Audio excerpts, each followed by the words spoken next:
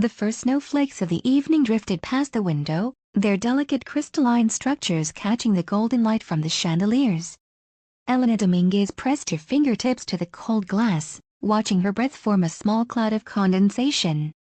The letter from her father's attorney lay open on the windowsill beside her, the heavy cream-colored stationery bearing news that had shaken the foundations of her carefully constructed life. $20 million, she whispered to herself, still unable to fully comprehend the figure.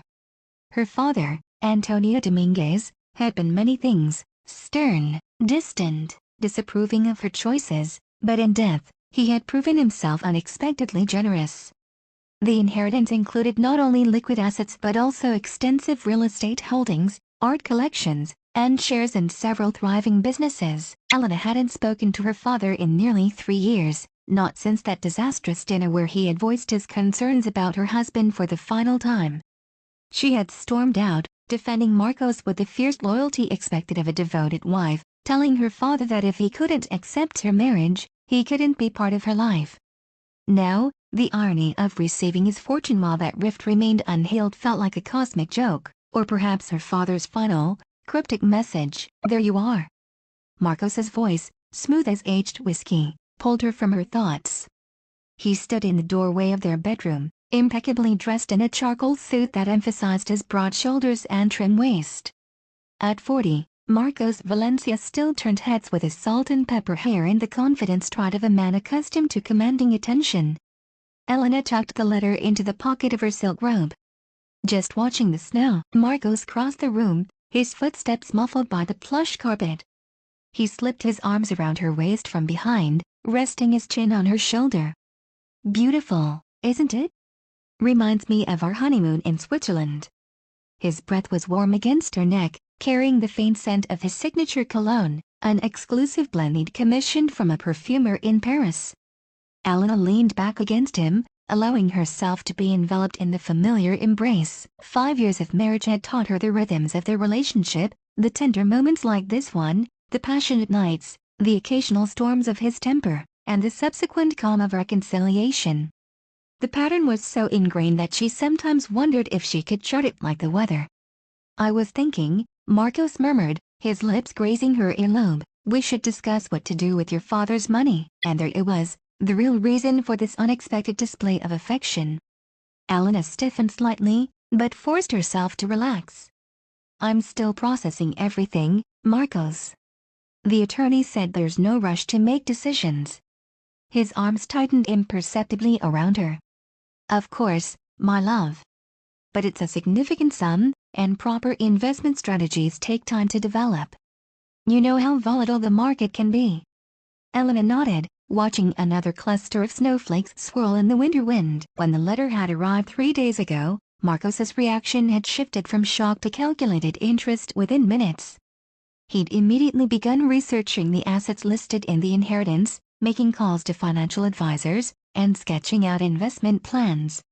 His enthusiasm might have seemed natural for a husband looking out for his wife's interests, but Elena had noticed something predatory in his eagerness. "I was thinking we could transfer everything to our joint account," he continued, his voice casual but his intention clear. "It would simplify the management, and my team at Valencia Properties already has excellent infrastructure for handling diverse investments." Elena turned in his arms to face him, studying the handsome features that had once made her heart race with just a glance. Now, she searched for something else, a hint of the man she had fallen in love with, rather than the calculating businessman who had gradually replaced him.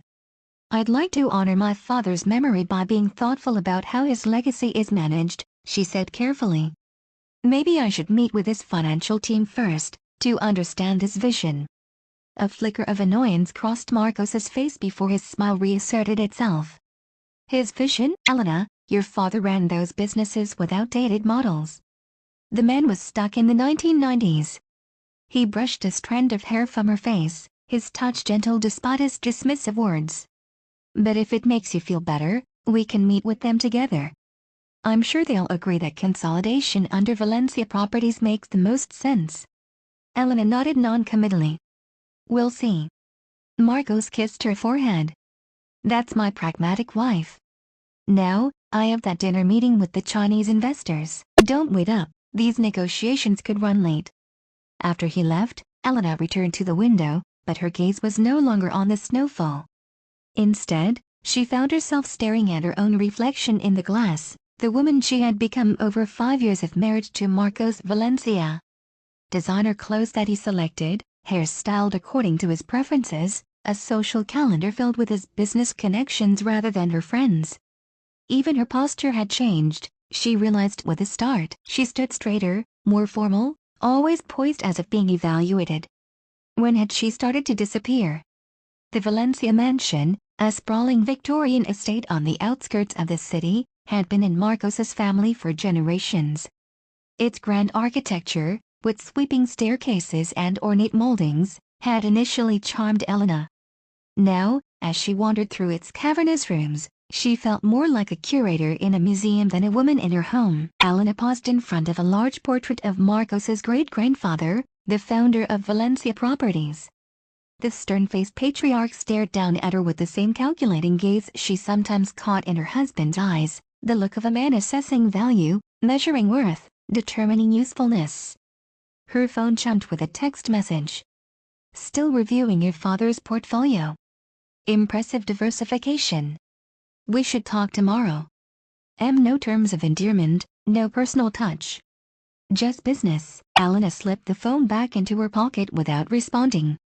She continued her solitary tour of the house, eventually finding herself in Marcos's study, a space she rarely entered without invitation. The room was a testament to his meticulous nature, leather-bound books arranged by height and color, awards and diplomas displayed on the walls, a massive mahogany desk positioned to command the space. Elena hesitated at the threshold, feeling like an intruder despite being the lady of the house. Something compelled her forward. Perhaps it was the memory of her father's disappointed face the last time she saw him, or maybe it was the growing disquiet she felt whenever Marcos discussed their future plans for her inheritance. Whatever the reason, Elena found herself behind Marcos's desk, her fingers hovering over the keyboard of his computer.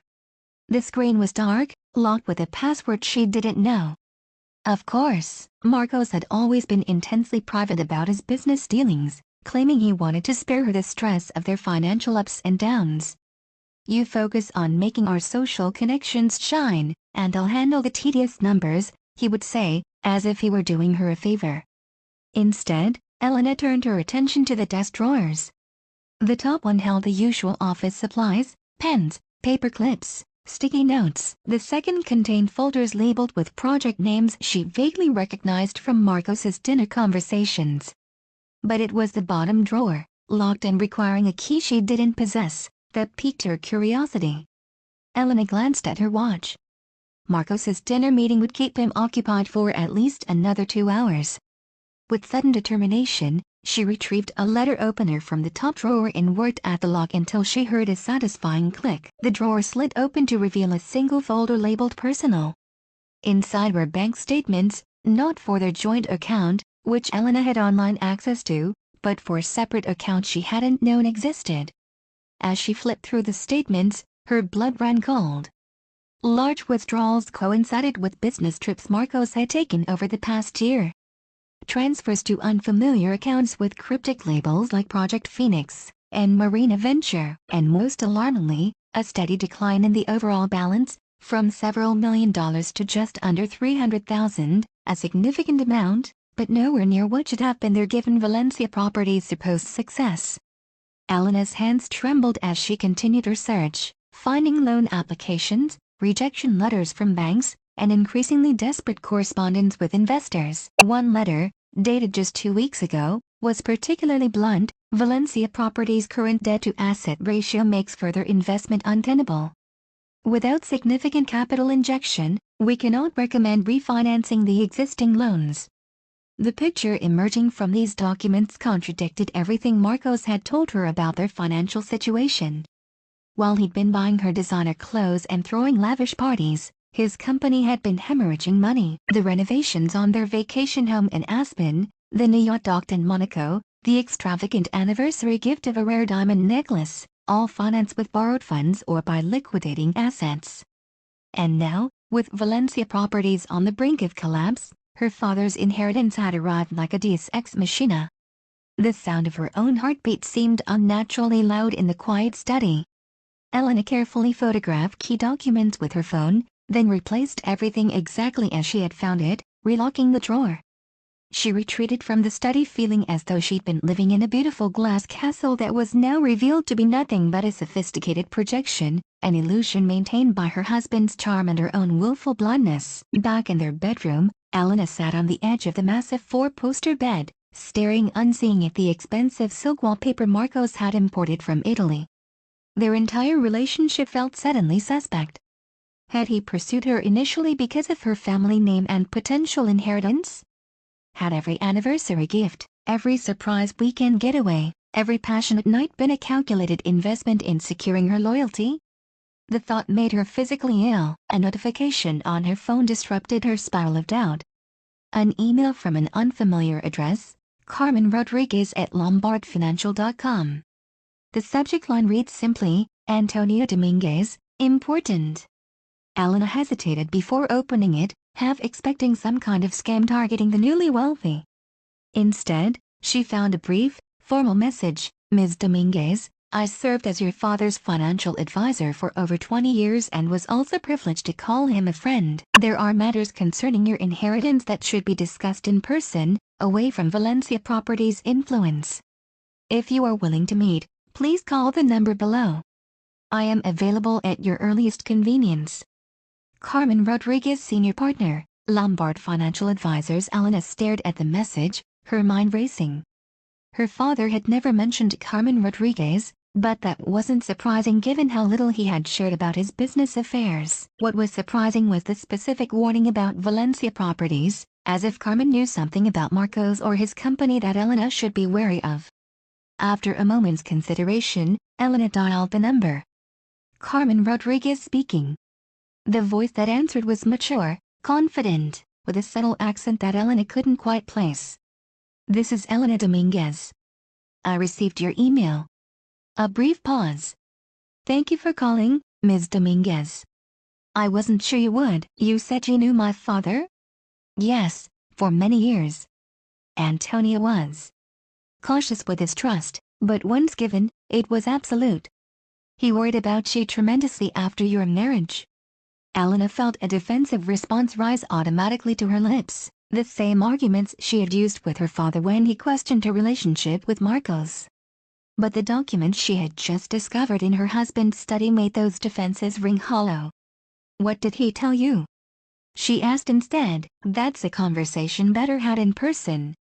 Could we meet tomorrow? There's a cafe called Madeline's on Brewer Street. It's small, discreet, and not frequented by your husband's business associates. The specificity of the recommendation, and the implied need for secrecy, sent a chill down Elena's spine. How do you know where my husband does business? Carmen's laugh was short and without humor. Valencia Properties has been trying to secure financing from every major firm in the city for the past 18 months. Your husband's financial difficulties are not as private as you might like to believe. The blunt confirmation of what Elena had just discovered left her momentarily speechless. Ms. Dominguez, are you still there? Yes, Elena said, her voice steadier than she felt. Tomorrow at Madeline's. What time? 11. I'll be wearing a red scarf. I'll be there. After hanging up, Elena sat motionless, processing the rapid unraveling of certainties in her life. Just 4 days ago, she had been Elena Valencia, socialite wife of the successful real estate developer Marcos Valencia. Her concerns had been limited to planning their annual New Year's Eve gala and selecting the right outfit for the charity auction next month. Now, she was Elena Dominguez again, heiress to a fortune, target of her husband's financial desperation, and increasingly suspicious that her marriage had been built on calculation rather than love. The sound of the front door closing and Marcos's footsteps in the entryway pulled her from her thoughts. She quickly composed herself, clearing the browser history on her phone and adjusting her expression to one of calm welcome. Elena? Marcos called from downstairs. Are you still up? In the bedroom, she answered, surprised by how normal her voice sounded. Marcos appeared in the doorway, his tie loosened and a satisfied smile playing on his lips. The meeting went better than expected. The Way Group is impressed with our proposal for the downtown development. Elena smiled, the expression feeling stiff and foreign on her face. That's wonderful, darling. He crossed to the bed, sitting beside her and taking her hands in his. I've been thinking about your inheritance all evening. Of course he had. Not about her feelings regarding her estranged father's death, not about the complex emotions that must come with such an unexpected windfall. Just the money itself. I've sketched out some preliminary ideas, he continued, oblivious to her inner turmoil. The timing couldn't be better, really. The market is primed for exactly the kind of diversified investment strategy I've been wanting to implement. Elena nodded, maintaining her smile with effort. We can discuss it tomorrow. You must be tired after such a productive meeting.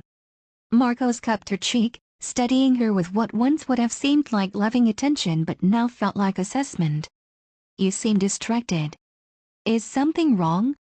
For a fleeting moment, Elena considered confronting him with what she had discovered, laying out the bank statements, the loan rejections, the desperate correspondence with potential investors. In that brief second, she imagined demanding the truth, forcing acknowledgement of the deception he had maintained throughout their marriage.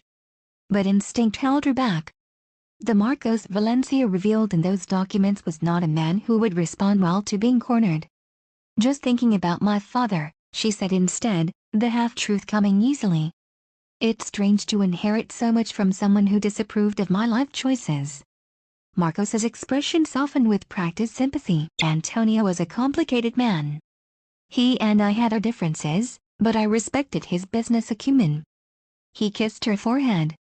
And now his legacy will help secure our future together. There's a beautiful symmetry to that, don't you think? Elena managed a non-committal hum that Marcos seemed to interpret as agreement. He stood and began undressing for bed, continuing to outline his plans for her inheritance as if its transfer to his control was a foregone conclusion. The Way Group's interest in the downtown project is just the beginning, he said, hanging his suit jacket with meticulous care. With your father's capital behind us, we can leverage that relationship into something truly spectacular. I'm thinking a mixed-use development, luxury condos, high-end retail, maybe even a boutique hotel. Elena watched him move about the room with the easy confidence of a man who believed himself firmly in control of his domain. How had she never noticed the predatory nature of his enthusiasm? The way he consumed opportunities, relationships, even her own identity? That sounds ambitious, she said carefully. Marcos grinned, the expression boyish and charming, the same smile that had captivated her when they first met at a gallery opening 5 years ago. Ambition is what built Valencia Properties, my love. And with your inheritance, we can restore it to its former glory. The casual admission that his company needed restoring hung in the air between them, but Marcos didn't seem to register the slip. He continued talking about potential projects and investment opportunities as he completed his nighttime routine, eventually sliding into bed beside her and pulling her close. Tomorrow, we'll start making calls, he murmured, his hand tracing possessive patterns across her hip. My attorney can begin drafting the transfer documents. Elena lay rigid in his embrace, her mind racing. There's no rush, Marcos. The inheritance isn't going anywhere. His hand stilled momentarily before resuming its caress. Of course not. But the sooner we consolidate our resources, the sooner we can capitalize on current market conditions. His tone remained light, but Elena felt the subtle tension in his body. Besides, separate finances create unnecessary complications. We're partners in everything, aren't we? The question demanded affirmation, and Elena provided it automatically. Of course. Satisfied, Marcos pressed a kiss to her shoulder. Get some rest, my love. Tomorrow marks the beginning of an exciting new chapter for us. As his breathing deepened into sleep, Elena remained awake, staring at the shadows playing across the ceiling. Tomorrow would indeed mark the beginning of something new, but perhaps not what Marcos envisioned. Her meeting with Carmen Rodriguez might provide insights that would either allay her growing fears or confirm her worst suspicions. Either way, Elena was determined to approach her inheritance with clear eyes, something she had failed to do with her marriage. Madeline's Cafe occupied a narrow storefront on a quiet side street, its modest exterior belying the quality of its pastries and coffee. Elena arrived at 10:45, selecting a table in the corner with a clear view of the entrance. She had taken care with her appearance that morning, choosing understated elegance over the flashier designer pieces Marcos preferred, a simple cashmere sweater, wool trousers, and minimal jewelry. After leaving the house, she had told her driver to take her to a shopping appointment, then slipped out the back entrance of the boutique and walked the remaining 3 blocks to the cafe. The subterfuge felt both ridiculous and necessary. At precisely 11, a woman entered the cafe. She appeared to be in her early 60s, with silver-streaked black hair cut in a precise bob and warm brown skin that spoke of her Latino heritage. The promised red scarf was draped elegantly around her neck, providing a vibrant contrast to her charcoal gray suit. Carmen Rodriguez surveyed the cafe with the measured assessment of someone accustomed to evaluating situations before engaging. When her dark eyes fell on Elena, recognition was immediate. She approached with a confident stride. "Ms. Dominguez," she said, extending her hand. "Thank you for meeting me." Elena gestured to the chair across from her. "Please, call me Elena." Carmen nodded, settling into the seat and placing a sleek leather portfolio on the table. "I ordered us both coffee already," Elena said. "I hope that's all right." "Perfect." Carmen studied her with unabashed interest. "You have your father's eyes, the same intensity." The observation caught Elena off guard. People usually commented on her resemblance to her mother, the same honey blonde hair, the same delicate features. No one had ever mentioned a similarity to her stern, dark-eyed father. "You said you were his financial advisor?" Elena prompted. "And his friend," Carmen confirmed as the server delivered their coffees. She waited until they were alone again before continuing. "Antonio was a very private man, especially regarding family matters, but he spoke of you often. He was enormously proud of your academic achievements." Elena's hand still around her coffee cup. "He never told me that." Carmen's smile was tinged with sadness. Antonio struggled with expressing emotion. It was easier for him to discuss billion-dollar acquisitions than to tell his daughter he admired her thesis on Renaissance art. The simple statement brought an unexpected lump to Elena's throat. She had always interpreted her father's reticence as disappointment, his silence as judgment. The possibility that he had been proud of her, that he had spoken of her accomplishments to others, cast the relationship in a new light. "Why did you want to meet?" Elena asked, steering the conversation back to practical matters. "Your email mentioned concerns about Valencia properties." Carmen took a sip of her coffee, her expression becoming more businesslike. "Before I explain, I need to ask, how much do you know about your husband's current financial situation?" Elena considered her response carefully. "Until recently, I believed Valencia Properties was thriving. Now, I'm not so certain." A diplomatic answer. Carmen opened her portfolio and removed a thin folder, sliding it across the table. "These are copies of loan applications Valencia Properties has submitted to various financial institutions over the past year, along with credit reports and current debt obligations. All of this is publicly available information to qualified financial institutions. I'm sharing it with you because your father asked me to look out for your interests if anything happened to him."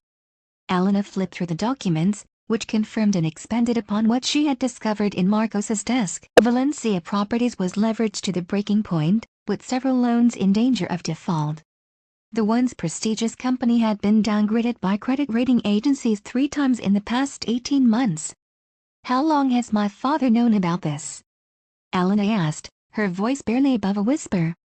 "He began monitoring Valencia Properties closely after your wedding," Carmen replied.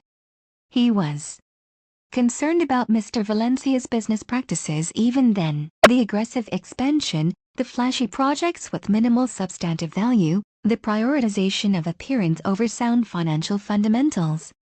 Elena closed the folder, her fingers pressing against the smooth surface as if she could physically contain the damning information within. "What didn't he tell me?" Carmen's expression softened. "He tried, didn't he? 3 years ago. The disastrous dinner." Her father had attempted to discuss Marcos's business practices, suggesting that Elena maintain separate finances and be cautious about co-signing any loans. She had interpreted his concerns as snobbery, the self-made immigrant entrepreneur looking down on the heir to old money. The argument had escalated, culminating in Elena's declaration that if her father couldn't respect her husband, he couldn't be part of her life. "I didn't listen," Elena admitted. "Few of us listen when the truth contradicts what we want to believe." Carmen took another sip of her coffee. "Antonio respected your choice, even as he worried about it. That's why he structured your inheritance the way he did." Elena frowned. "What do you mean?" The attorney said it was a straightforward bequest. "The assets are yours without condition," Carmen confirmed. "But Antonio included specific protective measures that your husband may find frustrating. The trust structure prevents commingling with marital assets. Any attempt to transfer the inheritance to joint ownership would trigger clauses that would redirect significant portions to charitable foundations instead."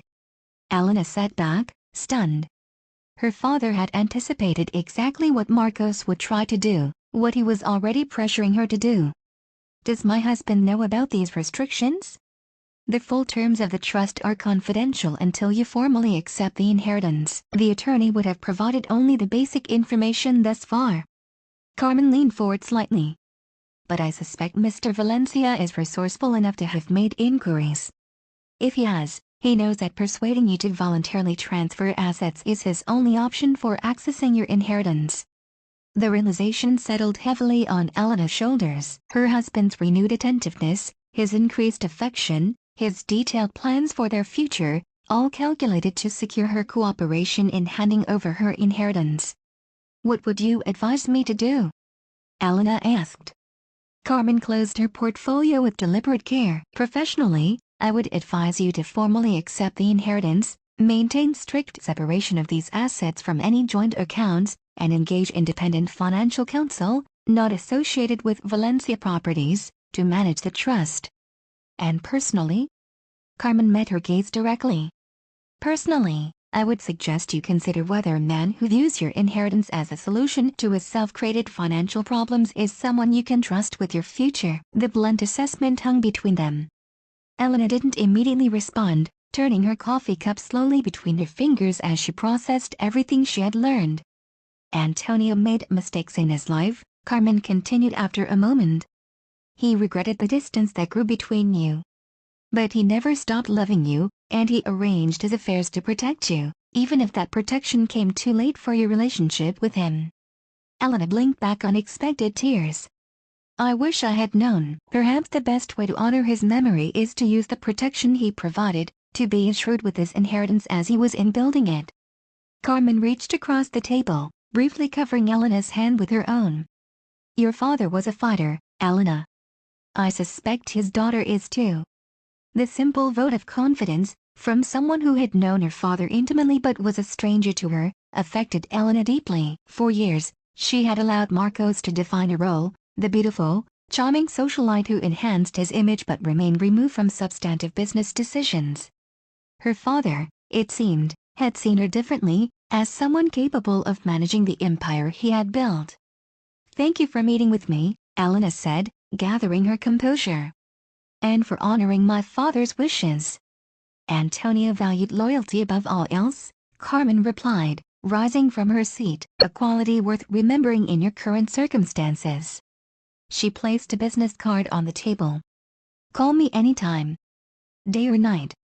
After Carmen departed, Elena remained at the cafe, ordering a second coffee and reviewing the documents again more carefully. The picture they painted was damning. Valencia Properties had been mismanaged at the point of potential collapse, with Marcos taking increasingly desperate measures to maintain the appearance of success while the foundation crumbled beneath him. Her phone buzzed with a text message from Marcos, "Meeting with Wig Group running long. Don't forget we have dinner with the Andersons tonight. 8 p.m. at Le Bernardin."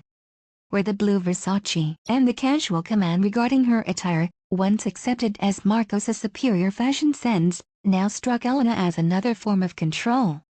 She typed a reply confirming the dinner plans but made no mention of her wardrobe choice.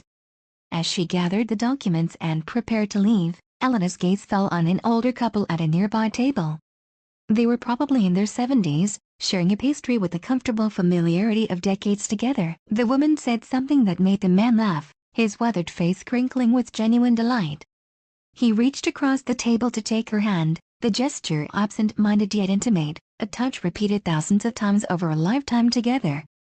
Elena tried to imagine herself and Marcos at that age, but the picture wouldn't form. Their relationship had always been defined by presentation, how they appeared to others, the impression they created, the envy they inspired. Even in private, there was a performative quality to their interactions, as if they were rehearsing for their public roles rather than truly connecting. Had there ever been real love between them? Elena wasn't sure anymore. Perhaps, at the beginning, there had been genuine attraction and affection.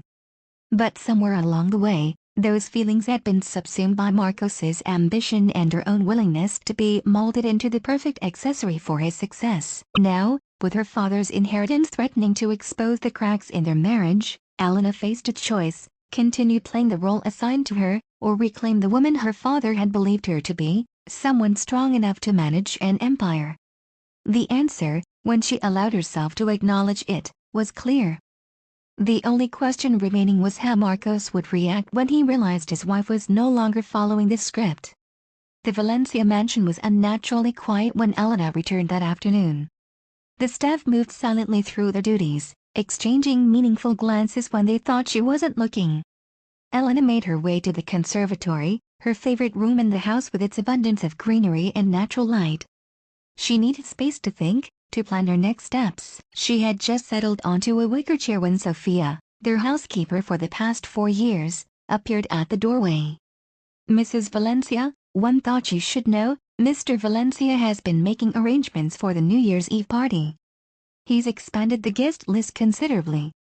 Elena frowned. "We agreed on 50 guests. Intimate and elegant was the theme this year."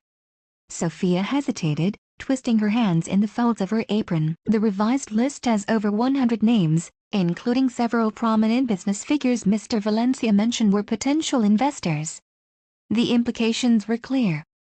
Marcos was leveraging their annual New Year's Eve gala, traditionally a social event for their closest friends, into a business opportunity to court investors. And he had made these changes without consulting her, despite the event being primarily her responsibility. "Thank you for letting me know, Sophia." Elena managed to smile for the concerned housekeeper. "I'll speak with Mr. Valencia about it." After Sophia departed, Elena sat back in her chair, contemplating this latest development. The expanded party wasn't just another example of Marcos making unilateral decisions. It was a strategic move to showcase their wealth and stability to potential financial backers, using her inheritance as the implied guarantee of Valencia Properties' future prosperity. Her phone jumped with a calendar notification: meeting with Heinrich and Amp. Associates, 3:30 p.m. Elena didn't recognize the appointment or the name of the firm. Marcos must have scheduled it without informing her, another presumption that she would fall in line with his plans. With sudden clarity, Elena realized she had a narrow window of opportunity before Marcos's maneuvering would make any resistance on her part seem like a betrayal. He was already setting the stage, arranging meetings with financial advisors of his choosing, planning a lavish display of wealth for potential investors, creating a narrative where her inheritance was already positioned as a salvation of Valencia Properties. If she intended to protect her father's legacy and assert control over her own financial future, she needed to act decisively. Elena scrolled through her contacts until she found the number for her father's attorney. The conversation was brief but productive. Yes, she could formally accept the inheritance immediately rather than waiting until after the New Year. Yes, they could meet at the attorney's office at 5 p.m. today to begin the process. No, there was no legal requirement for her husband to be present. After ending the call, Elena contacted Carmen Rodriguez to request her presence at the meeting as well. Having a financial advisor she trusted, someone with intimate knowledge of her father's business empire, would be crucial in navigating the complexities of the inheritance. Her final call was to a discreet car service rather than using one of the Valencia Properties vehicles. The less Marcos knew about her movements this afternoon, the better. As Elena prepared to leave the house for the second time that day, she caught sight of herself in the hallway mirror. She looked different somehow, more defined, more present, as if she were coming into focus after years of deliberate blur. The woman staring back at her wasn't just Mrs. Marcos Valencia, socialite and trophy wife. She was Elena Dominguez, daughter of Antonio Dominguez, and heiress to a fortune built through determination and strategic foresight. The offices of Winters, Hargrove and Amp Klein occupied the 32nd floor of a sleek downtown tower. Floor-to-ceiling windows offered panoramic views of the city, now dusted with the continuing snowfall. Elena sat in the conference room with Carmen Rodriguez beside her, while Jonathan Winters, her father's attorney for the past 2 decades, reviewed the documents spread across the polished walnut table. "Everything appears to be in order, Mrs. Valencia," he said, glancing up from the papers. "Or would you prefer Miss Dominguez?"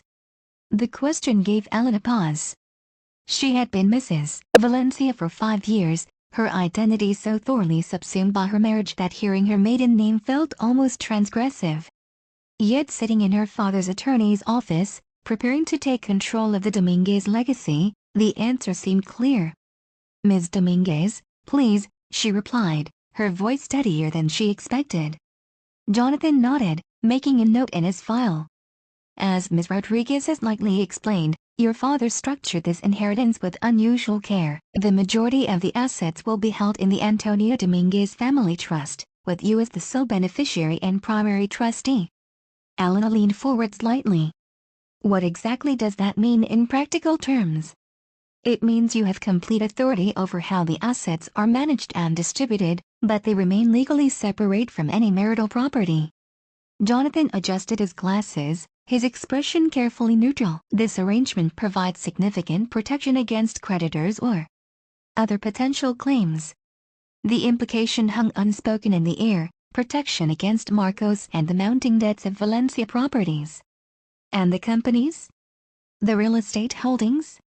Elena asked. "You'll assume controlling interest in all business entities previously owned by your father.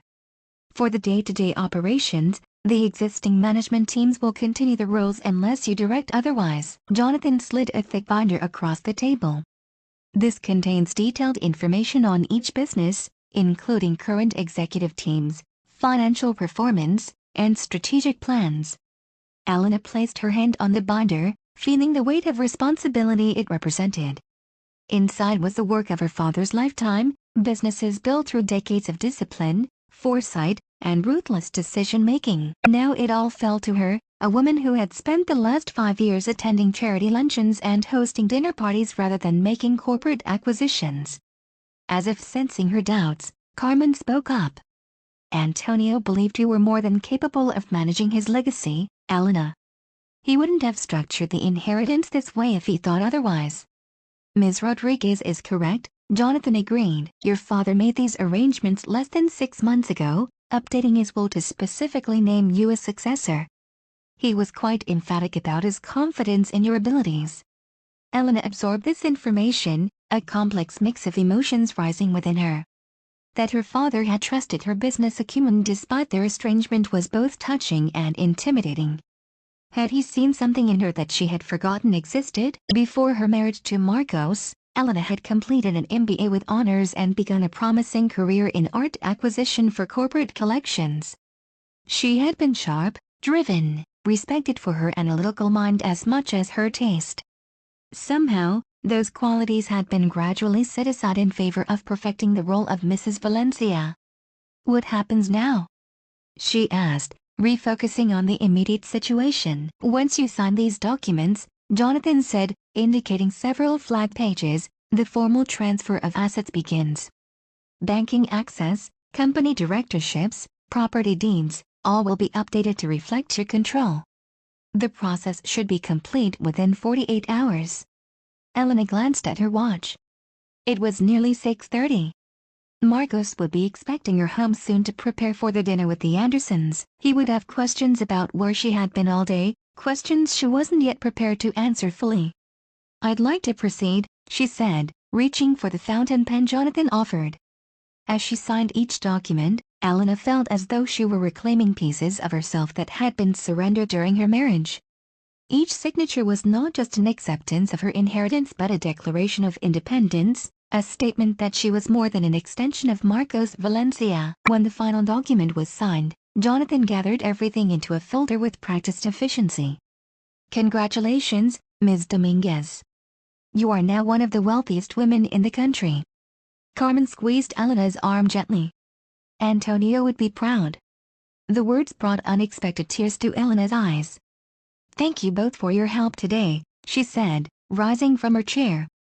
"I may need to rely on your guidance in the coming days as I navigate all of this." "My firm is at your disposal," Jonathan assured her. "As executors of your father's estate, we'll continue to provide whatever legal assistance you require.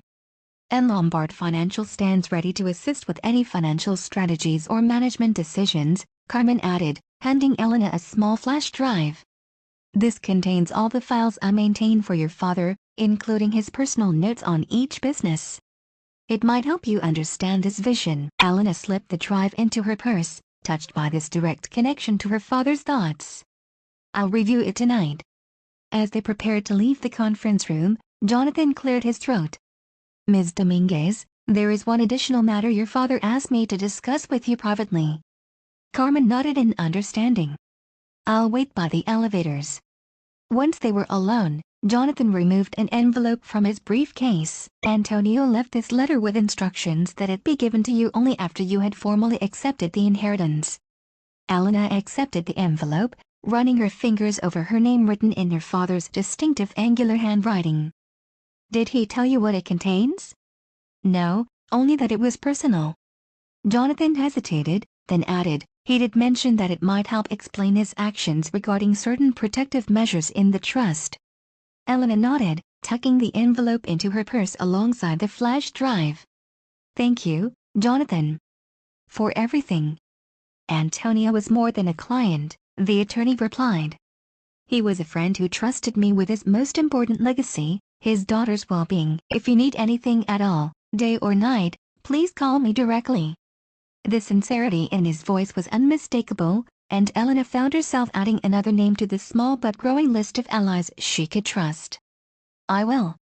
The drive home gave Elena time to collect her thoughts and prepare for the inevitable confrontation with Marcos.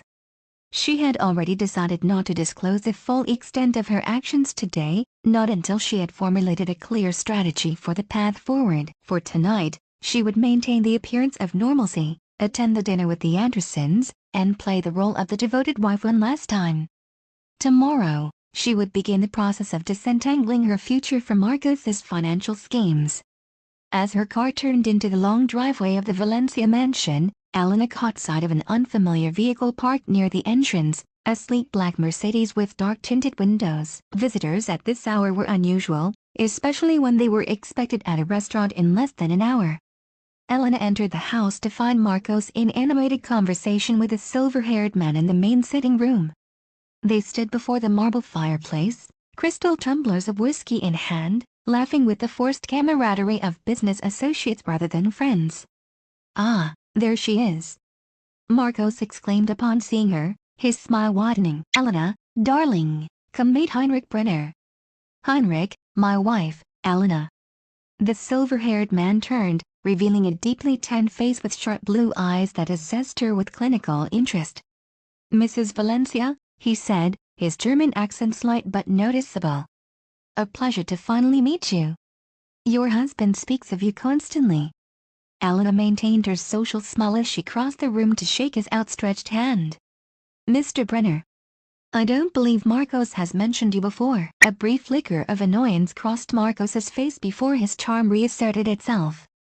"Heinrich is from Heinrich and Amp Associates, the financial advisory firm I mentioned. We had a meeting scheduled earlier, but you were out." The appointment that had mysteriously appeared on her calendar. "Yes, I had some personal errands that couldn't be postponed," Elena replied smoothly. "I apologize for missing our meeting." "Not at all," Heinrich said, waving away her apology. "Marcos and I had a productive discussion regardless. Perhaps we can arrange another time when you're available." Elena noted the familiarity with which Heinrich used her husband's first name, as if they were long-standing associates rather than new acquaintances. "Of course. My schedule should be clearer after the holidays." "Excellent." Heinrich drained the last of his whiskey and set the crystal tumbler on the mantel. I should be going. We can continue our discussion tomorrow, Marcos. 9 o'clock at my office? Marcos nodded, clapping the man on the shoulder. I'll be there. And I'll bring those documents we discussed. After showing Heinrich out, Marcos returned to the sitting room, his expression a mix of triumph and barely contained excitement. Heinrich Brenner is one of the most connected financial advisors in Europe, he explained, pouring himself another whiskey. His clients include royal families, tech billionaires, and old money dynasties across the continent. He really takes on new clients, but he's making an exception for us. Elena removed her coat, watching her husband's animated movements. How did you meet him? Through the Schwartzman Gala last month. He was impressed by our portfolio and suggested we might benefit from his expertise in wealth management. Marcos took a sip of his whiskey, studying her over the rim of his glass. He's particularly interested in helping us integrate your inheritance into our existing holdings. Of course he was. Elena wondered how much Marcos had already promised this man in terms of fees or percentages. I see. And you've already scheduled a follow-up meeting without consulting me? Marcos's smile faltered slightly. I assumed you'd be pleased. Heinrich doesn't make time for just anyone. This is an opportunity many would kill for. I'm sure it is, Elena replied, keeping her tone neutral. But perhaps we should discuss major financial decisions together before commitments are made. A flash of irritation crossed Marcos's face, quickly masked by a conciliatory smile. You're absolutely right, my love. I got caught up in the excitement. He crossed to her side, placing his hands on her shoulders. I just want to ensure your inheritance is managed with the expertise it deserves. The concern might have seemed genuine if Elena hadn't spent the day uncovering the truth about his company's desperate financial situation. Now, his solicitousness felt calculated, another performance designed to secure her cooperation. We should get ready for dinner, she said, stepping away from his touch. The reservation is at 8, correct? Marcos nodded, his eyes narrowing slightly at her withdrawal. Yes. The Andersons are important connections, especially with James's position on the zoning commission. Wear the blue Versace, it makes your eyes stand out. I was thinking of the black Chanel, Elena replied, watching his reaction carefully. The Chanel is too severe, Marcos said dismissively. The Versace shows off your figure better. Trust me, darling, I know what works. 5 days ago, Elena would have simply acquiesced, accepting his judgment on her appearance as she had countless times before. Today, having signed documents that put her in control of a business empire worth billions, the subtle command felt like another attempt to diminish her autonomy. I believe I'll go with the Chanel tonight, she said, her tone pleasant but firm. The Versace needs to be cleaned after the Miller wedding last weekend. She turned and headed for the stairs before Marcos could argue further, feeling his eyes on her back as she ascended. It was a small assertion of independence, trivial in the larger context of their marriage, but the simple act of choosing her own dress felt significant. In their bedroom, Elena found the Chanel already laid out on the bed, along with the sapphire jewelry set Marcos had selected to accompany the Versace. She returned the sapphires to their case and instead chose a simple pair of diamond studs, a graduation gift from her father years ago. While in the bathroom applying her makeup, Elena heard Marcos enter the bedroom. She tensed, half expecting him to continue the wardrobe debate, but he remained silent. Through the partially open door, she watched his reflection in the mirror as he changed for dinner, his movements sharp with suppressed irritation. I spoke with the caterer today about the New Year's Eve party, he called out eventually, his tone deliberately casual. They can accommodate the expanded guest list with no problem. Elena applied her lipstick before responding. Sophia mentioned you had increased the number substantially. May I ask who you've added? Just some key business associates I'd like to cultivate, Marcos replied, adjusting his cufflinks. The Way Group executives, Heinrich and his partners, several bank executives who could be useful for our expansion plans.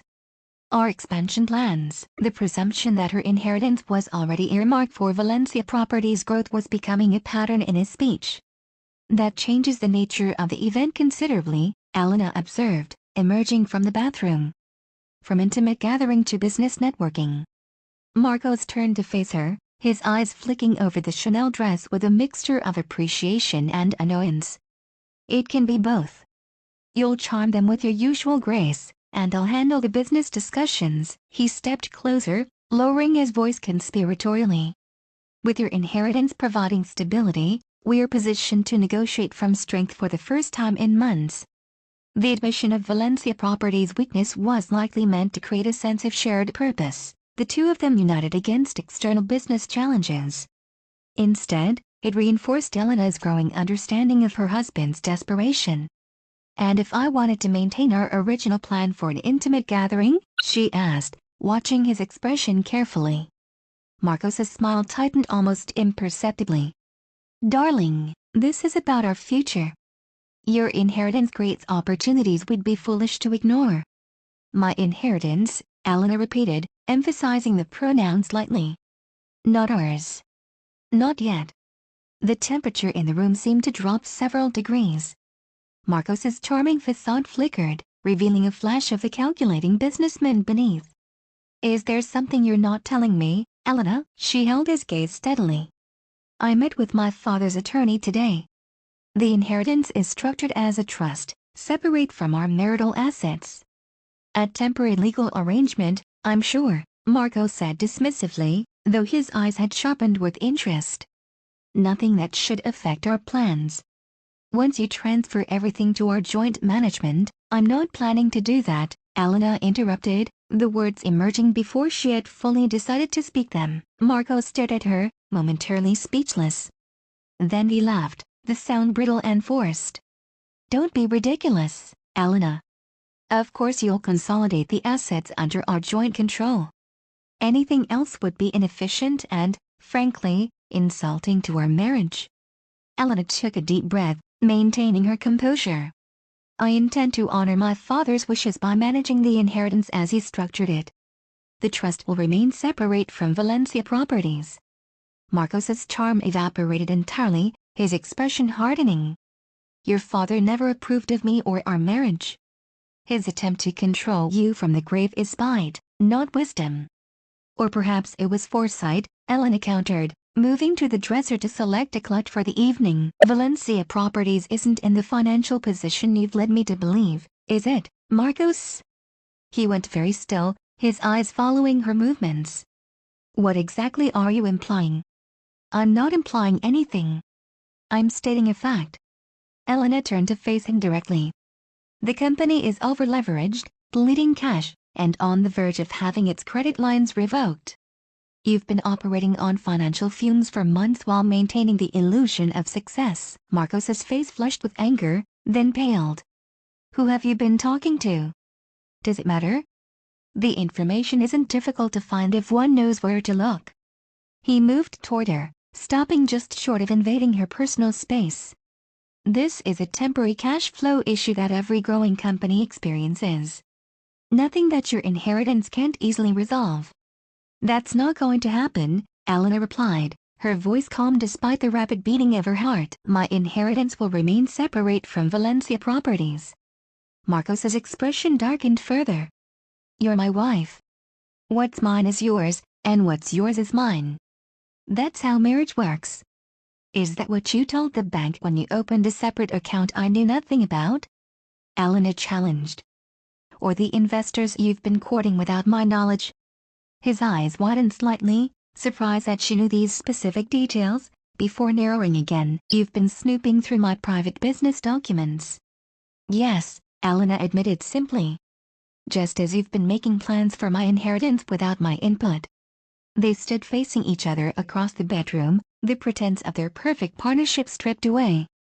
In that moment, Elena saw her husband clearly, not as a charismatic, successful businessman who had swept her off her feet, but as a desperate man watching his carefully constructed facade crumble. We don't have time for this now, Marcos said finally, glancing at his watch. The Andersons are expecting us. We'll continue this discussion later, when you're thinking more rationally. The dismissal of her concerns as irrational ignited a flare of anger in Elena's chest, but she tamped it down. This confrontation had already revealed more than she had intended for tonight. Better to retreat temporarily, attend the dinner as planned, and continue formulating her strategy. Agreed, she said, reaching for her coat. The Andersons shouldn't be kept waiting. Dinner with James and Margaret Anderson unfolded like a surreal piece of theater. Elena and Marcos performed their roles as a perfect couple with practiced ease, exchanging affectionate glances, finishing each other's sentences, presenting a united front of success and sophistication. No outside observer would have guessed that less than an hour earlier, they had been locked in a quiet power struggle over millions of dollars. As the dessert plates were cleared away, James Anderson leaned back in his chair, swirling the remains of his brandy. "Marcos, I've heard interesting rumors about Valencia Properties eyeing that old industrial complex on the riverfront." Elena maintained her pleasant smile, though the property in question was news to her. Marcos's hand settled on her shoulder, a gesture that once seemed affectionate but now felt possessive. "We're exploring several opportunities in that area," he replied smoothly. "The riverfront has tremendous potential for the right mixed-use development." "Quite an ambitious undertaking," James observed, his tone conveying both admiration and skepticism. "The environmental remediation alone would cost millions. Not to mention the rezoning challenges." Marcos's smile didn't waver. "We have the resources to handle it. In fact, Elena's family has recently provided additional capital that makes projects of this scale even more feasible." The casual appropriation of her inheritance made Elena's jaw tighten, but she kept her expression neutral. Marcos's hand squeezed her shoulder slightly, a warning or a plea for support, she wasn't sure. "Is that so?" Margaret Anderson turned her attention to Elena. "I wasn't aware your family was involved in real estate development." Before Marcos could answer for her, Elena spoke up. "They aren't, traditionally. My late father built his fortune in diverse industries, manufacturing, technology, some strategic real estate holdings. But not development on the scale Marcos envisions." The subtle correction hung in the air. Marcos's fingers dug imperceptibly deeper into Elena's shoulder before he withdrew his hand and reached for his wine glass. "Elena's inheritance offers exciting synergies with Valencia Properties' existing portfolio," he said, steering the conversation back to safer territory. "We're exploring various options for integration." The rest of the evening passed in similar fashion, Marcos making increasingly bold claims about their future business ventures, while Elena offered careful corrections without directly contradicting him. By the time they said their goodbyes to the Andersons, the tension between them was palpable, though still hidden beneath layers of social polish. The drive home was silent, the space between them in the back seat of their chauffeured car feeling wider than the physical distance. Elena stared out the window at the snow-covered city, wondering when exactly her marriage had become this elaborate performance, or if it had always been and she'd simply been too enamored with the role to notice. When they arrived home, Marcos went directly to his study without a word, closing the door firmly behind him. Elena retreated to their bedroom, relieved by the temporary reprieve from confrontation. She kicked off her heels and removed her jewelry, placing her father's diamond earrings carefully in their velvet box. The envelope Jonathan had given her earlier that day seemed to call to her from her purse. Elena retrieved it, running her fingers over her name written in her father's hand before carefully breaking the seal. Inside was a single sheet of heavy stationery, covered in Antonio Dominguez's distinctive handwriting. "My dear Elena, if you are reading this, then I am gone, and you have chosen to accept the inheritance I have left for you. I hope you will forgive an old man's presumption in structuring it as I have. During our last conversation, you accused me of never trusting your judgment, particularly regarding your husband. Perhaps there was some truth in that. But my concern was never about your judgment, Elena. It was about Marcos Valencia's character. 2 years before you met him, Valencia Properties approached my company seeking investment capital for an ambitious development project in Dubai. Our financial team conducted thorough due diligence and discovered alarming patterns, inflated projections, omitted liabilities, and a corporate culture that prioritized appearance over substance. I declined the partnership and instructed my team to flag any future proposals from Valencia entities. When you introduced Marcos as your boyfriend 6 months later, I recognized him immediately but chose to say nothing. Perhaps that was my mistake. I wanted to believe that his business practices were separate from his personal character, that he could be a deceptive businessman but a loving partner to my daughter. The more I observed, however, the more convinced I became that the same patterns existed in his personal relationships. He presented you with the version of himself he thought you wanted, while systematically isolating you from friends and family who might question his narrative. I handled our final confrontation poorly. Instead of expressing my fears directly, I criticized his business acumen, which only pushed you further into defending him. For that, I am deeply sorry. The trust structure I've created is not meant to control you from the grave, as Marcos will undoubtedly suggest. It is designed to give you time and space to evaluate your situation without financial pressure. Whatever you choose to do with this inheritance, whether you maintain it separately or eventually combine it with marital assets, the decision will be wholly yours, made from a position of strength rather than vulnerability. You have always been stronger and more capable than you gave yourself credit for, Elena, the little girl who insisted on climbing the tallest tree in our garden despite my warnings. The teenager who defended her unpopular thesis topic against her professor's objections. The young woman who graduated at the top of her class while holding down a demanding internship. That determined spirit is still within you, perhaps buried but never extinguished. I have arranged for Carmen Rodriguez to be available as an advisor should you wish it. Carmen has been my most trusted confidant for 20 years and understands both the business empire and the complex emotions that may accompany this inheritance. Whatever path you choose, know that I am proud of you and that everything I have built is now yours to shape according to your own vision. With endless love and faith in your judgment, Papa. Elena read the letter twice, tears flowing freely down her cheeks. Her father had known about Marcos's business practices before they even met, had watched with growing concern as his daughter fell under the spell of a man he knew to be deceptive. Yet instead of forbidding the relationship, which would likely have only strengthened her resolve, he had tried to express his concerns gradually, hoping she would see the truth for herself. When that failed, he had structured his legacy to provide her with options and independence, a safety net should she ever need to extricate herself from Marcos's influence. The realization that her father had seen through Marcos's charm from the beginning was both painful and vindicating. Antonio Dominguez, always sparing with praise and affection, had believed in her strength even when she had surrendered it to her husband's control. Elena carefully refolded the letter and returned it to its envelope. As she did, she noticed something she had missed earlier, a small key taped to the inside of the envelope. There was no indication of what it might open, but she removed it carefully and set it aside on her nightstand. The flash drive Carmen had given her still waited in her purse. Elena retrieved her laptop from the desk in the corner of the bedroom and inserted the drive, curious about the personal notes Carmen had mentioned. The contents were meticulously organized into folders labeled with the names of her father's various businesses, plus one simply titled Elena. She clicked on this last folder, finding a collection of documents spanning the past 5 years, essentially covering the period of her marriage to Marcos. The files revealed that Antonio had been monitoring Valencia Properties' financial health since shortly after Elena's wedding. There were quarterly reports from private investigators, financial analyses comparing the company's public statements with regulatory filings, and detailed notes on Marcos's business associations. In one document dated just 6 months ago, Antonio had written, "Valencia Properties has begun liquidating key assets while maintaining the appearance of expansion. Classic signs of a company attempting to outrun insolvency."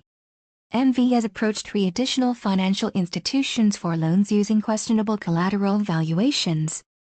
Elena must be protected from the inevitable collapse.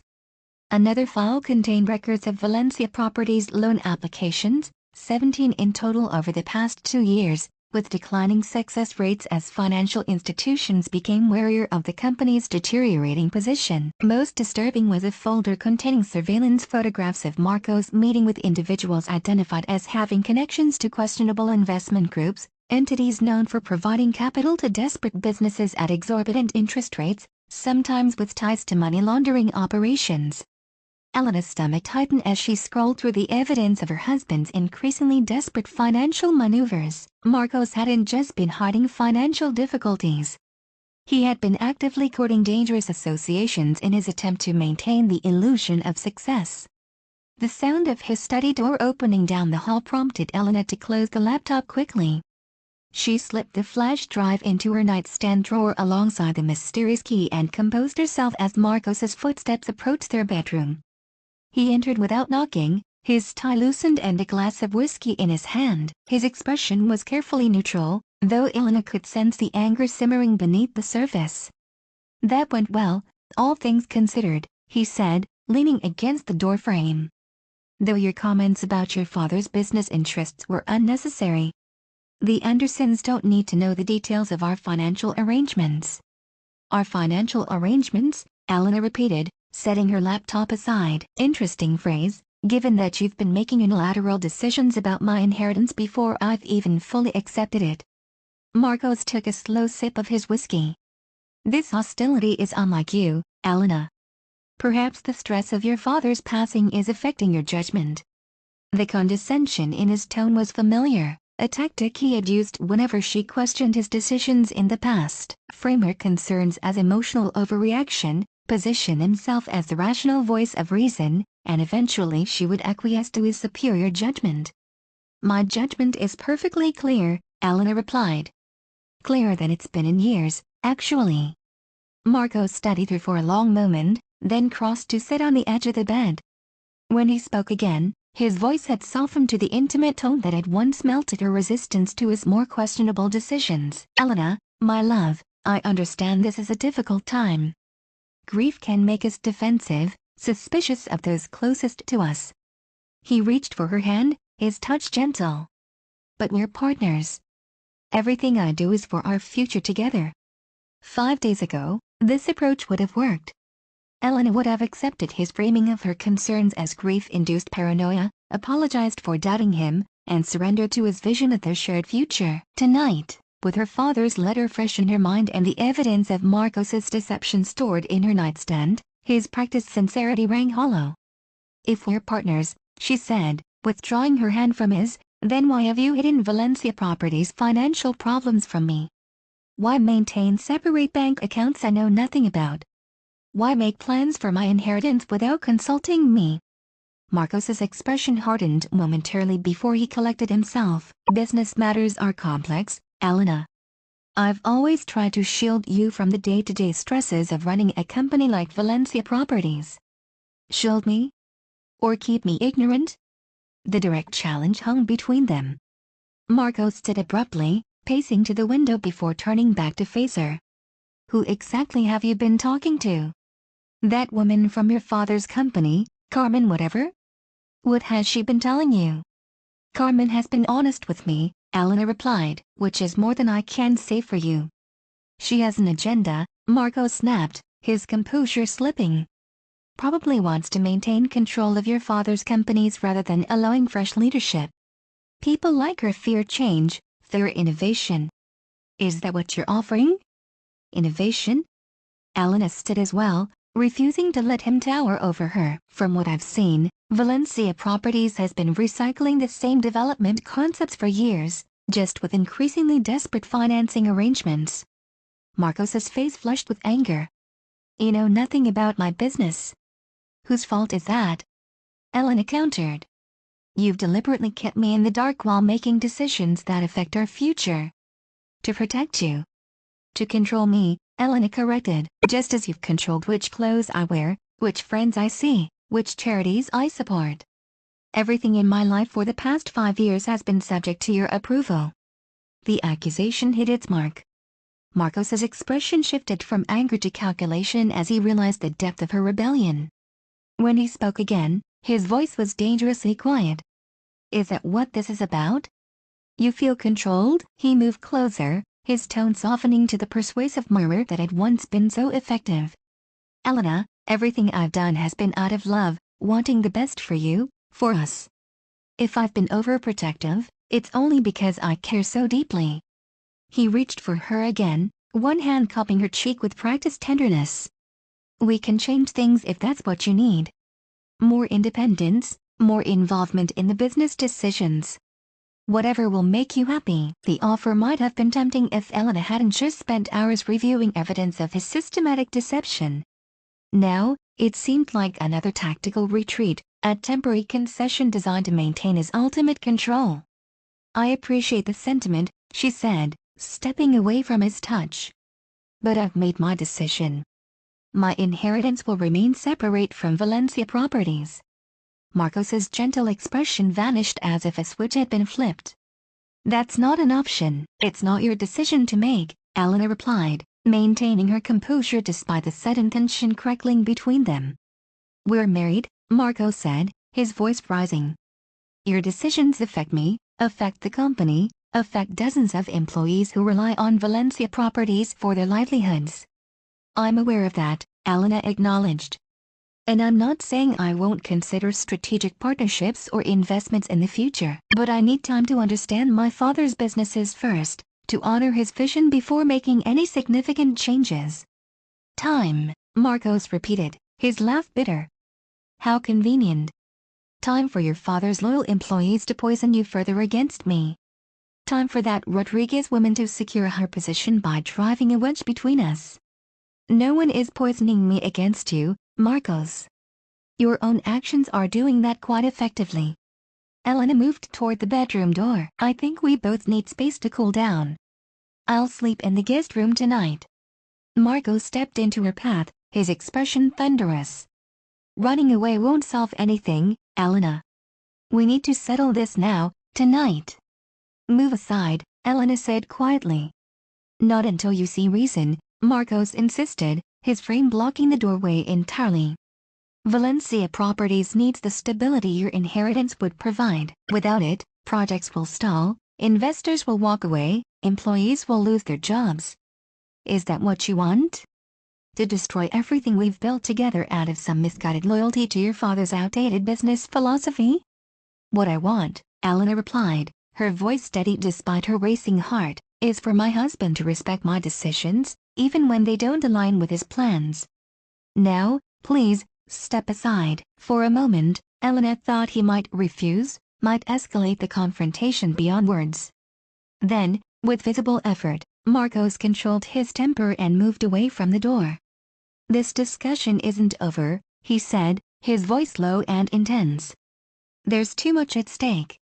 I know, Elena acknowledged. But continuing tonight will only make things worse. We'll talk tomorrow, when we've both had time to think. As she left the room, she felt Marcos's eyes following her, calculating, reassessing, planning his next move. The game between them had changed fundamentally, and they both knew it. What remained to be seen was how far Marcos would go to regain control of a situation rapidly slipping through his fingers. Elena entered the guest bedroom, closing and locking the door behind her. The space felt sterile compared to the master suite, a room designed for visitors rather than for living. Still, tonight it offered something the master bedroom could not, distance from Marcos and time to think.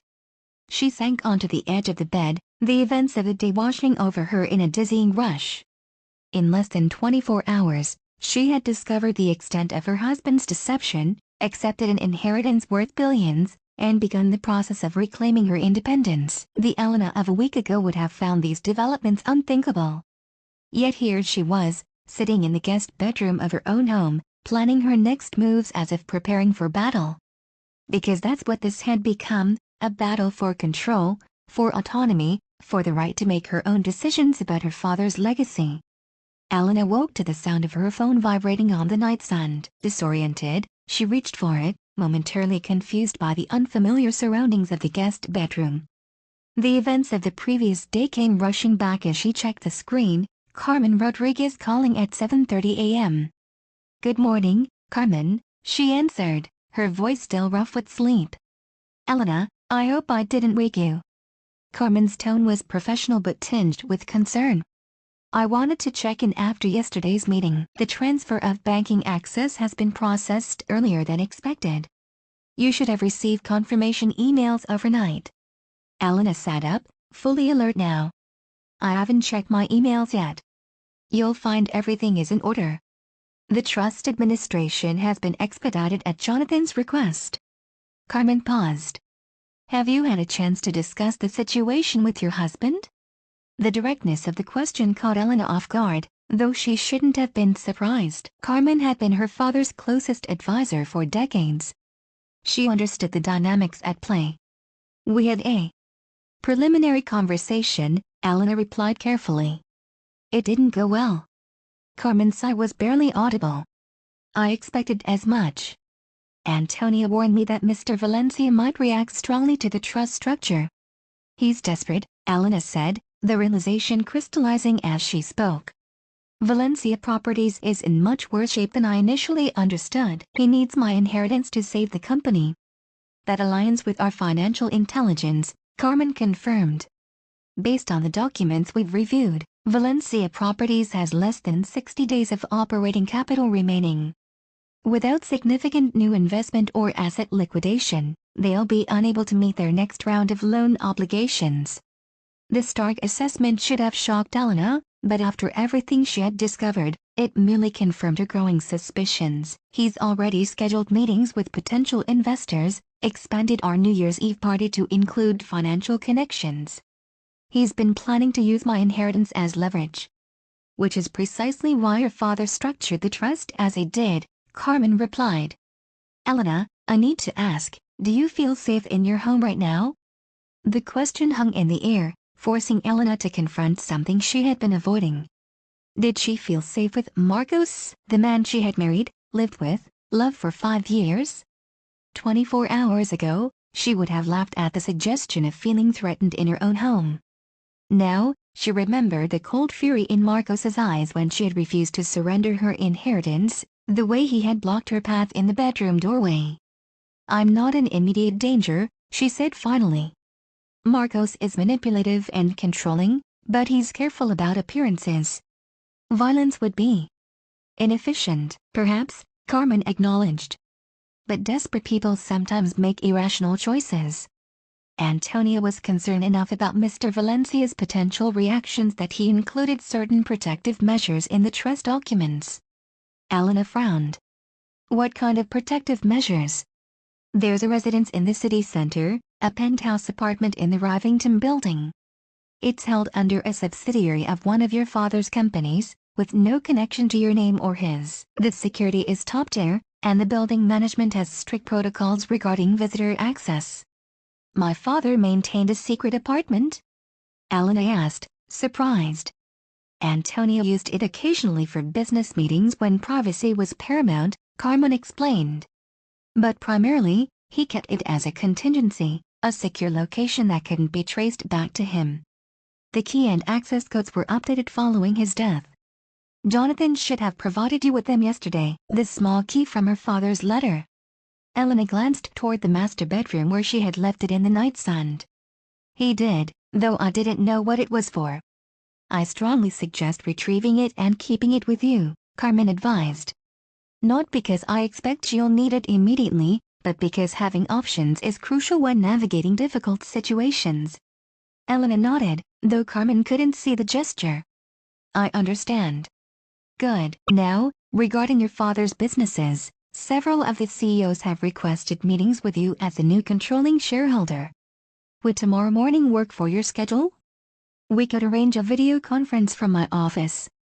The suggestion of conducting business from Carmen's office rather than the Valencia mansion was deliberate, Elena realized, another step toward establishing independence from Marcos's sphere of influence. Tomorrow morning would be fine, she agreed. Text me the details and I'll be there. After hanging up, Elena checked her email and found, as Carmen had indicated, confirmation of her access to various accounts and systems associated with the Dominguez Trust. The scope of her inheritance was dizzying: dozens of companies, properties across 3 continents, investment portfolios diversified across multiple sectors. Managing it all would require knowledge and skills she had once possessed but had allowed to atrophy during her years as Marcos's ornamental wife. That would need to change, starting today. Elena showered in the guest bathroom and dressed in clothes she had brought from the master bedroom the night before, a simple black turtleneck and tailored trousers rather than the designer dresses Marcos preferred. She examined her reflection in the mirror, noting how the simpler outfit made her look more like the focused business student she had once been, less like the society wife she had become. Voices from downstairs interrupted her thoughts, Marcos speaking to someone in the foyer, his tone animated and persuasive. Elena moved quietly to the landing, pausing out of sight but within earshot. Completely unnecessary, but if it makes the investors more comfortable, we can certainly arrange it, Marcos was saying. The funds will be accessible by next week at the latest. Mr. Wei was quite specific about wanting confirmation before proceeding further, replied a woman's voice, unfamiliar, with a slight accent. The project timeline requires immediate commitment. And you'll have it, Marcos assured her. My wife is just processing her father's passing. Once the emotional dust settles, she'll see the wisdom in consolidating our resources. The casual confidence with which he dismissed her objections and predicted her compliance made Elena's jaw tighten. Marcos was still operating as if her refusal had been a temporary emotional reaction rather than a definitive decision. Mr. Wei hopes that will be the case, the woman responded, her tone non-committal. We'll expect your call once the arrangements are finalized. The front door opened and closed, and Elena heard Marcos muttering something under his breath, frustration evident in his tone even if the words were indistinct. She waited a moment longer before descending the stairs, composing her face into a neutral expression. Marcos stood in the foyer, staring at his phone with a troubled frown. He looked up at her approach, his expression immediately shifting to calculated charm. Elena, good morning. His gaze swept over her casual attire, a flicker of disapproval quickly masked. I was just about to have breakfast. Join me? The invitation was delivered with such practiced normalcy that Elena almost found herself following their usual morning routine, Marcos reading financial news on his tablet while she picked at fruit and yogurt, their conversation limited to social schedules and household matters. Not today. Actually, I have plans this morning, she replied, continuing toward the door. I'm meeting with some of my father's business associates to better understand what I've inherited. Marcos's smile hardened. I see. Wouldn't it make more sense for me to join you? I could offer valuable perspective on potential synergies with Valencia properties. That won't be necessary, Elena said, retrieving her coat from the closet. This is a preliminary meeting for me to understand my father's vision. Any discussion of future partnerships would be premature. Marcos stepped closer, lowering his voice. Elena, we need to present a united front to the business community. These independent meetings send a confusing message about our intentions. Our intentions aren't aligned at the moment, Elena pointed out, maintaining eye contact despite his attempt at intimidation. So a united front would be disingenuous. Marcos's pleasant mask slipped, revealing the anger beneath. This rebellion isn't like you, Elena. What exactly has that Rodriguez woman been telling you? She's been honest with me, Elena replied evenly. Something I can't say for you. The barb landed visibly. Marcos inhaled sharply, his shoulders tensing. For a moment, Elena thought he might drop the pretense entirely and let his fury show. Instead, with visible effort, he regained his composure. We need to talk about this calmly, he said, his tone deliberately reasonable. Cancel your meeting. Stay home today. We can work through these misunderstandings together. The invitation might have seemed conciliatory if his eyes hadn't been so cold, so calculating. Elena recognized the tactic from past disagreements, isolate her, wear down her resistance through hours of circular conversation, until she eventually acquiesced to his perspective out of emotional exhaustion. We will talk, she agreed. But not today. I have commitments I intend to honor. Before he could respond, Elena opened the front door and stepped outside, where her car was already waiting. She had arranged for the driver the night before, anticipating that this morning's departure might be contentious. As the car pulled away from the mansion, Elena glanced back to see Marco standing in the doorway, his expression unreadable from a distance. The confrontation had been brief but significant, perhaps the first time in their marriage that she had directly refused his attempt to control her movements. It felt both terrifying and exhilarating. Carmen's office occupied a corner suite on the 45th floor of a downtown high-rise. The decor was understated yet elegant, rich wood paneling, comfortable leather chairs, and floor-to-ceiling windows offering panoramic views of the city's skyline now dusted with snow. Ms. Dominguez, Carmen greeted her, rising from behind a substantial desk. Thank you for coming. I've prepared some materials to help you familiarize yourself with the companies you now control. Elena accepted the leather portfolio Carmen offered, noting the Lombard Financial logo embossed in gold on the cover. I appreciate your help, Carmen. This is overwhelming, to say the least. Carmen gestured toward a seating area by the windows. That's to be expected. Few people are prepared to step into management of a multi-billion-dollar empire overnight. Antonio built his businesses over decades, and even he sometimes felt overwhelmed by their complexity. They settled into comfortable chairs, a silver coffee service between them on a low table. Carmen poured for them both, then opened a matching portfolio containing what appeared to be duplicate materials. Let's start with an overview, she suggested, indicating a tabbed section in the portfolio. The Dominguez Group consists of 17 core companies across manufacturing, technology, real estate, and sustainable energy. Each operates semi-autonomously under its own executive team, but all report to a central holding company that you now control.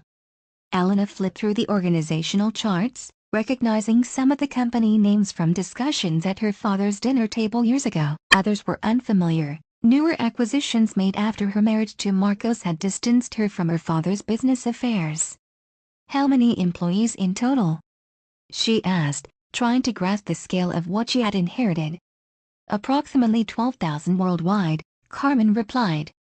The largest concentration is in manufacturing. Domtech Industries employs nearly 4,000 people across facilities in 3 countries. The weight of responsibility settled more heavily on Elena's shoulders. 12,000 people whose livelihoods were now, in some sense, dependent on her decisions. It was a sobering thought. I don't have the expertise to run these companies directly, she admitted, voicing her primary concern. Carmen nodded. Antonio didn't expect you to. That's why he maintained strong executive teams in each division. Your role, at least initially, would be oversight and strategic direction, not day-to-day management. And the current executives, are they loyal to my father's vision? For the most part, yes. Antonio was selective about his leadership appointments. He valued competence and integrity over obedience. Carmen's expression softened slightly.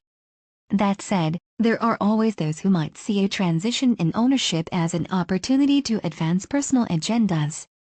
Part of my role, if you wish me to continue in your father's service, would be to help you identify such individuals. The careful phrasing, if you wish me to continue, reminded Elena that Carmen's position wasn't guaranteed under the new ownership structure.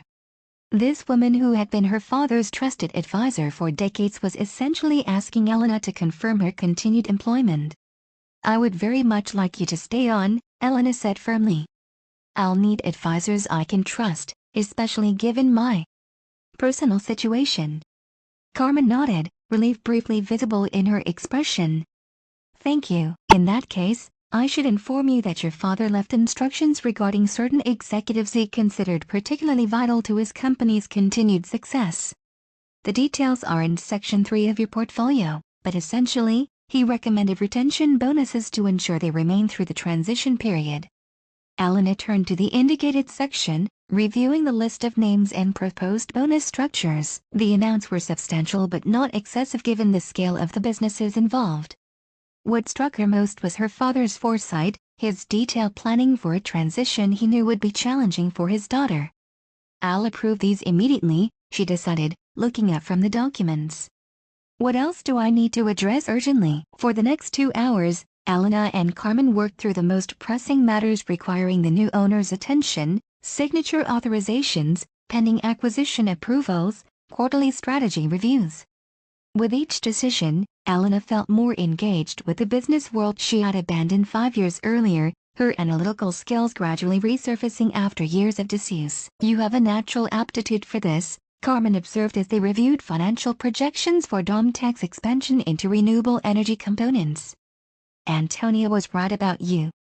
This simple compliment brought unexpected emotion to Elena's throat. He never said anything like that to me. He wasn't demonstrative with praise, Carmen acknowledged. A trait common to self-made individuals of his generation, but he spoke of your intelligence and insight often, especially when reviewing your early career achievements. The revelation that her stern, demanding father had privately expressed pride in her accomplishments created a complex mix of gratitude and regret in Elena's heart. How different might their relationship have been if he had communicated that pride directly, and how different might her marriage to Marcos have been if she hadn't been seeking the approval and admiration her father had withheld. The buzz of Elena's phone interrupted her thoughts. A text message from Marcos: Heinrich Brenner will be at the house at 2 p.m. to discuss integration strategies for your inheritance. Your presence is expected. The imperious tone, so typical of Marcos yet now jarringly presumptuous given recent developments, made Elena's jaw tighten. He was still operating as if her refusal to surrender control of the inheritance was a temporary hurdle to be overcome, not a firm decision she had made. Problem? Carmen asked, noting Elena's expression. Marcos has arranged a meeting with Heinrich Brenner at her house this afternoon to discuss integration strategies for my inheritance. Elena showed Carmen the message. He's proceeding as if my cooperation is inevitable. Carmen's expression darkened. Heinrich Brenner has a certain reputation in financial circles. He specializes in complex corporate restructurings that often result in original asset holders losing effective control while maintaining legal liability. That sounds like precisely the arrangement Marcos would prefer, Elena observed bitterly. My money under his control, but any failures still attributable to me. I strongly advise against meeting with Brenner without independent legal representation present, Carmen said, her tone shifting from advisory to urgent. In fact, given what we know about Valencia Properties' financial situation, I would recommend not meeting with him at all. Elena stared at her phone, considering her options. The confrontation with Marcos was inevitable, but the timing and circumstances mattered. Meeting Brenner at the Valencia mansion, on Marcos's terms, would put her at a significant disadvantage. I won't be attending, she decided, typing a response. I have appointments all afternoon. Any discussions regarding my inheritance will need to be rescheduled at a time when my legal team can be present. The reply from Marcos came almost immediately: cancel your appointments. This meeting is crucial to our future. The presumption in his tone, the continued belief that he could command her actions, strengthened Elena's resolve. She sent a final message: my decision is final. I will not be there. Then she switched her phone to silent and returned it to her purse. Well done, Carmen said quietly. Setting boundaries is essential, especially with someone accustomed to having none. Elena nodded, though her heart was racing. The small act of defiance felt momentous, another step toward reclaiming the independence she had gradually surrendered during her marriage. I should return to the house to retrieve some personal items, she said, making a sudden decision. If Marcos is meeting with Brenner at 2, he'll be distracted. It would be the perfect opportunity to collect some important documents and the key to my father's apartment. Carmen frowned. Are you sure that's wise? Valencia might not react well to your defiance. I won't confront him directly, Elena assured her. I'll time my visit for when he's occupied with Brenner, collect what I need, and leave before they finish. After a moment's consideration, Carmen nodded. If you're determined to go, at least let me arrange for someone to accompany you, one of your father's security personnel, perhaps. Antonio maintained a small but highly competent security team for his overseas travels. The suggestion that she might need protection in her own home should have seemed absurd. 6 months ago, even a week ago, Elena would have laughed at the idea. But the cold calculation she had glimpsed in Marcos's eyes when she refused his demands had revealed a side of her husband she had never fully acknowledged before. That might be wise, she agreed reluctantly. Carmen made a brief phone call, speaking rapidly in Spanish. When she hung up, she turned back to Elena.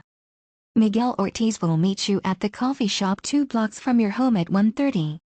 He'll accompany you to the house but remain unobtrusive unless needed.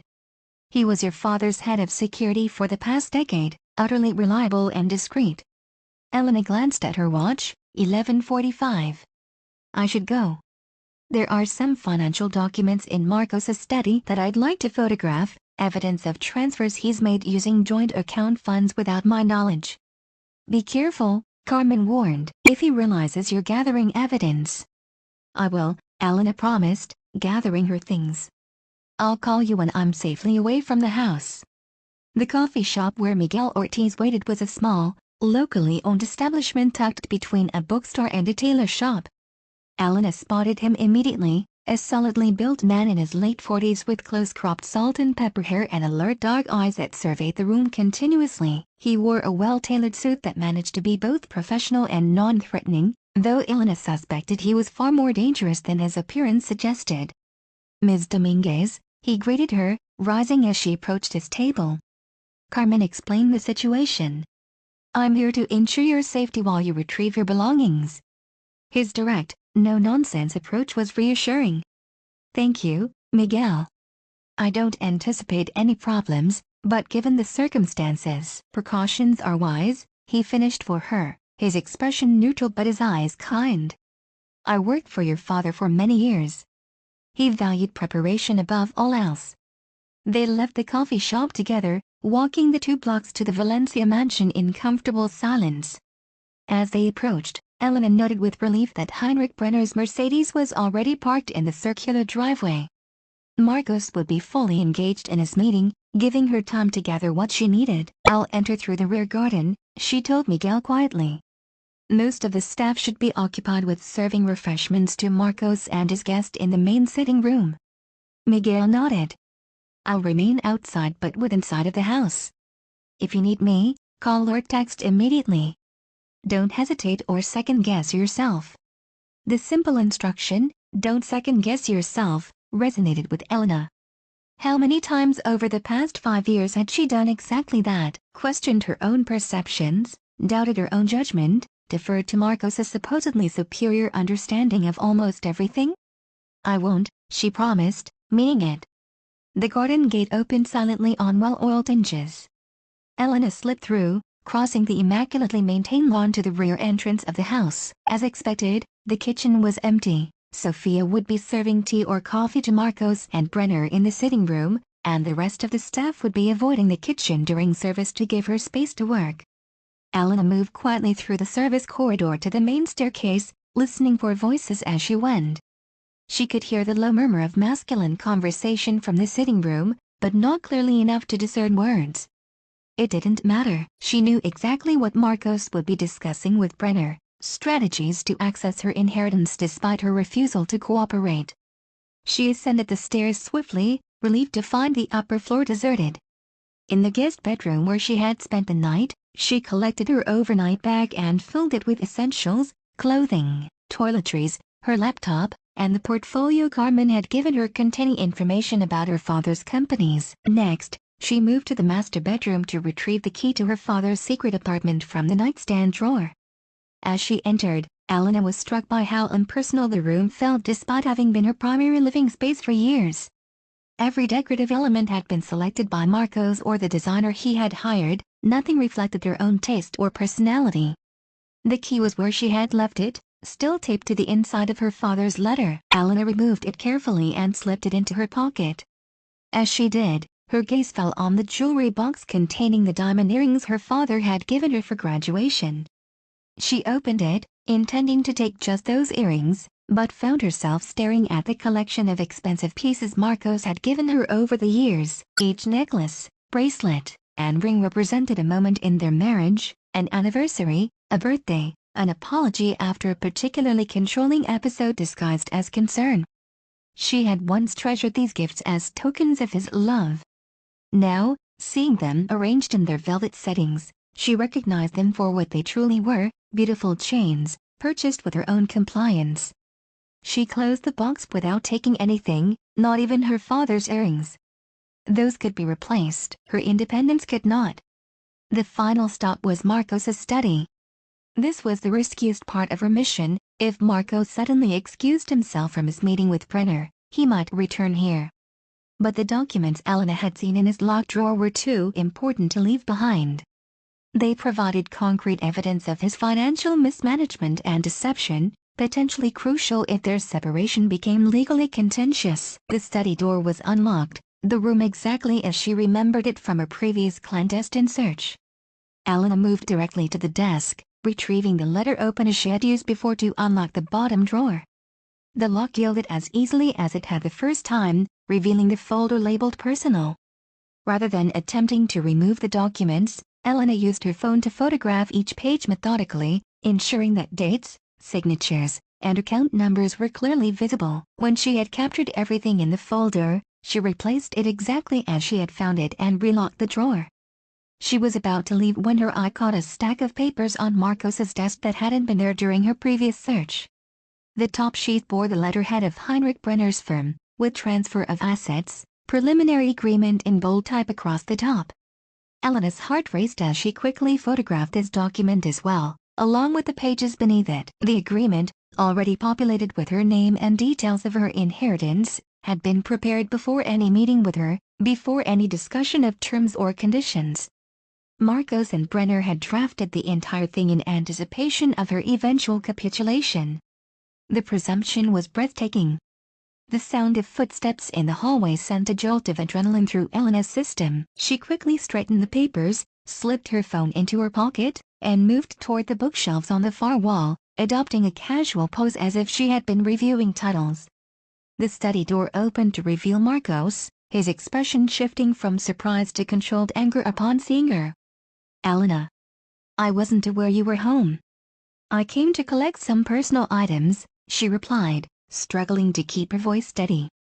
"I thought you were meeting with Heinrich Brenner. We've just taken a brief recess." Heinrich needed to make some calls.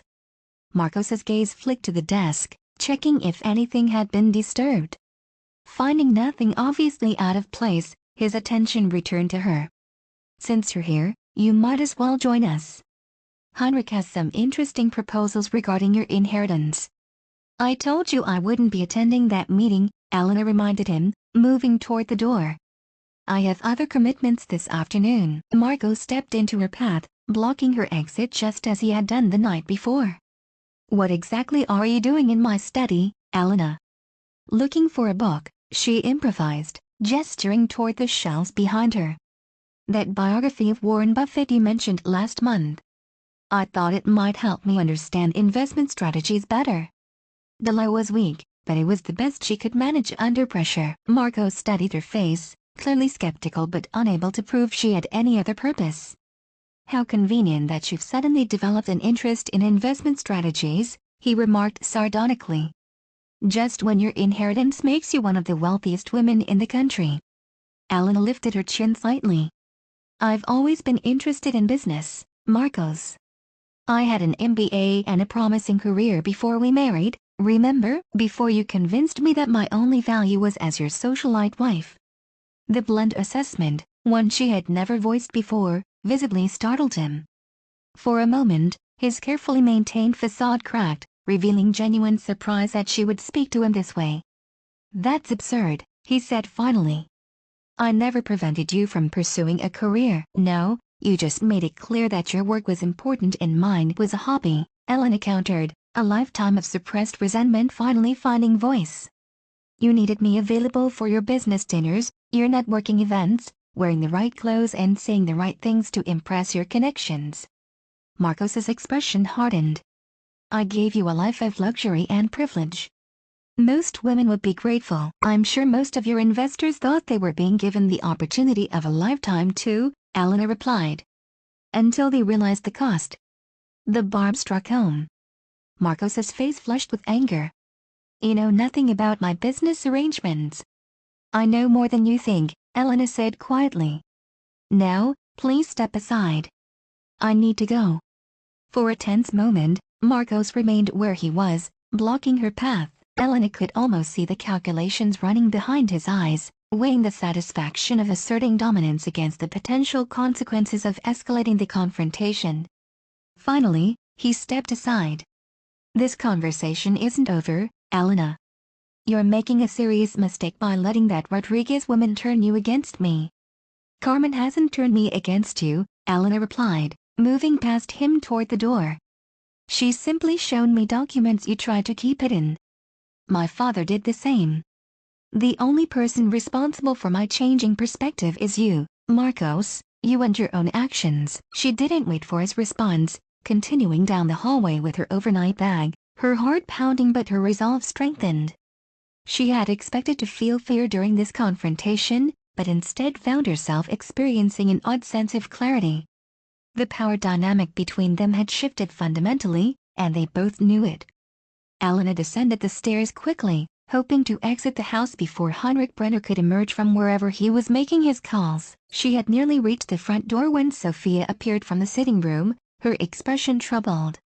"Mrs. Valencia," she began, her voice low. "I couldn't help overhearing some of Mr. Valencia's conversation with that man Brenner. They were discussing your father's companies, planning how to—" "It's all right, Sophia," Elena interrupted gently, not wanting to put the housekeeper in the difficult position of reporting on her employer. "I'm aware of what they're discussing." Sophia glanced nervously toward the rear of the house, then lowered her voice further. "Mr. Valencia has been making many private calls these past few days. Late at night, sometimes speaking in Spanish, thinking no one understands. But I am from Chile, and I understand very well." Elena hadn't expected this. "What kind of calls?"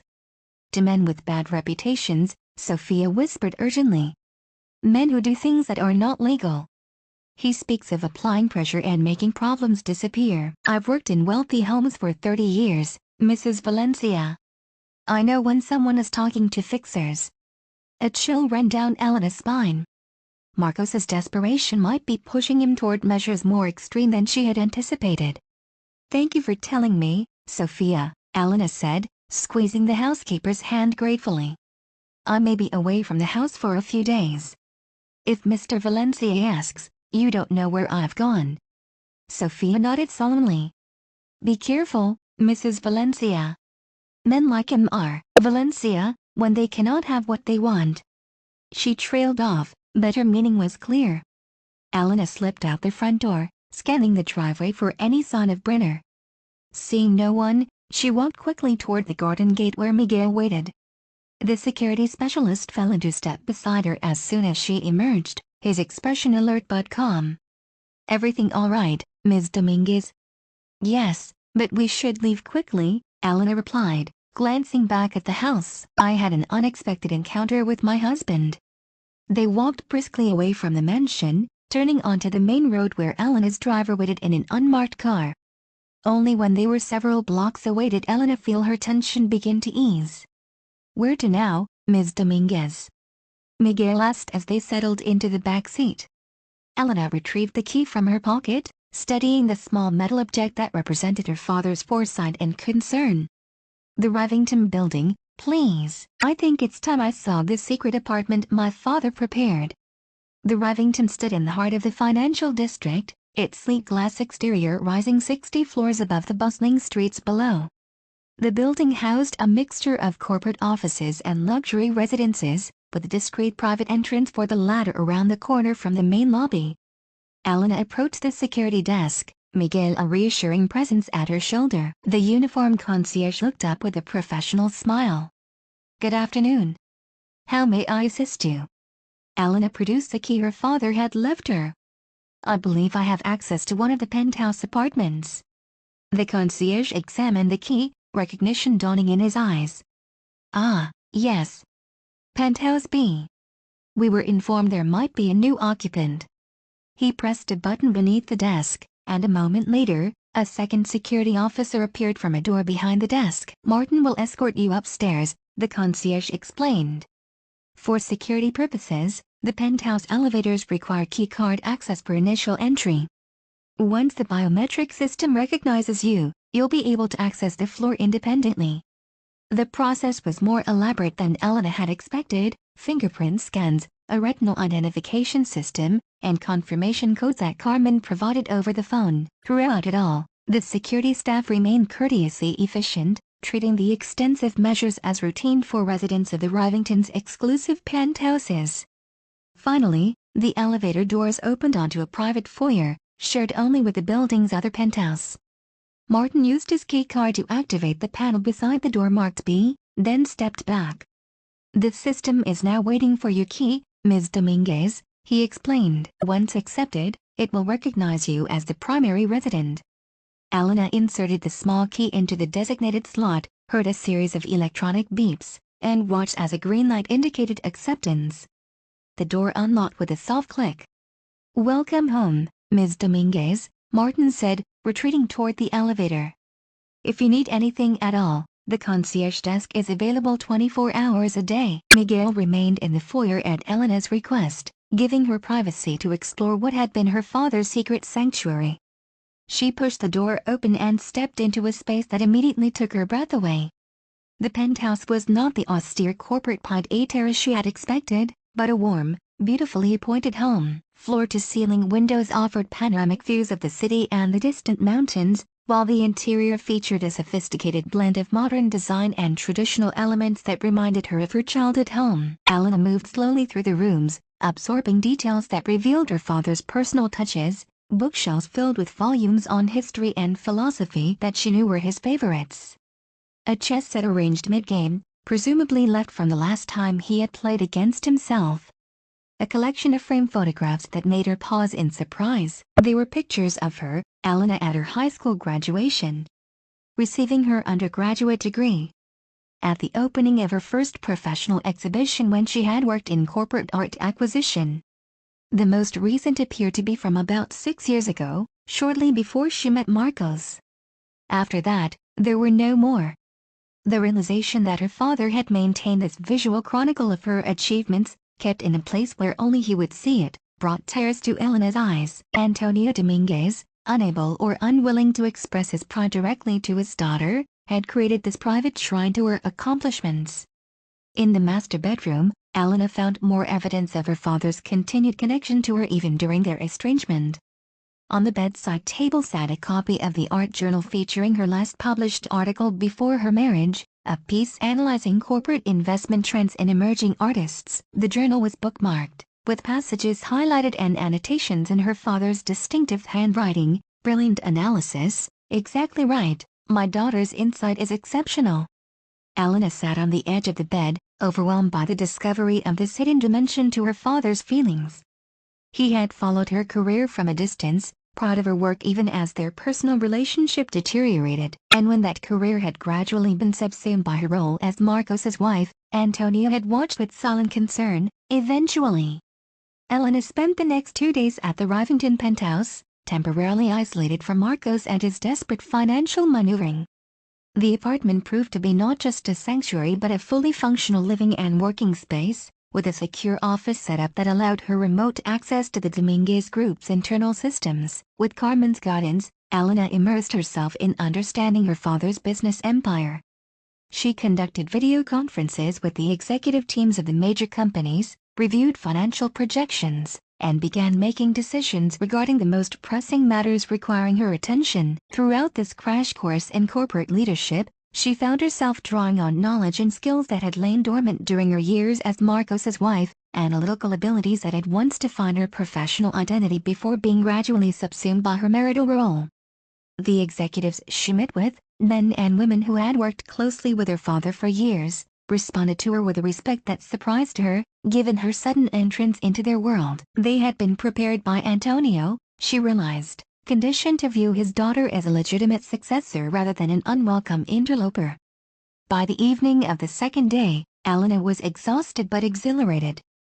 For the first time in years, she felt intellectually challenged, her opinions valued not for their alignment with her husband's wishes but for their own merit. She was rediscovering parts of herself that had been systematically suppressed during her marriage, her decisiveness, her analytical sharpness, her capacity for leadership. The phone beside her on the sofa chimed with a text message. Elena had purchased a new cell phone the previous day, sharing the number only with Carmen, Miguel, and Jonathan Winters. The old phone, the one Marcos could track, remained switched off in a drawer. The message was from Carmen. "Heinrich Brenner filed paperwork today for a proposed restructuring of Valencia properties. Your husband listed your inheritance as a guaranteed capital investment. I've instructed our legal team to prepare a cease and desist letter." Elena wasn't surprised. Marcos was proceeding as if her agreement was inevitable, creating a paper trail that would pressure her to comply rather than publicly contradict his claims. She typed a reply, "Approved."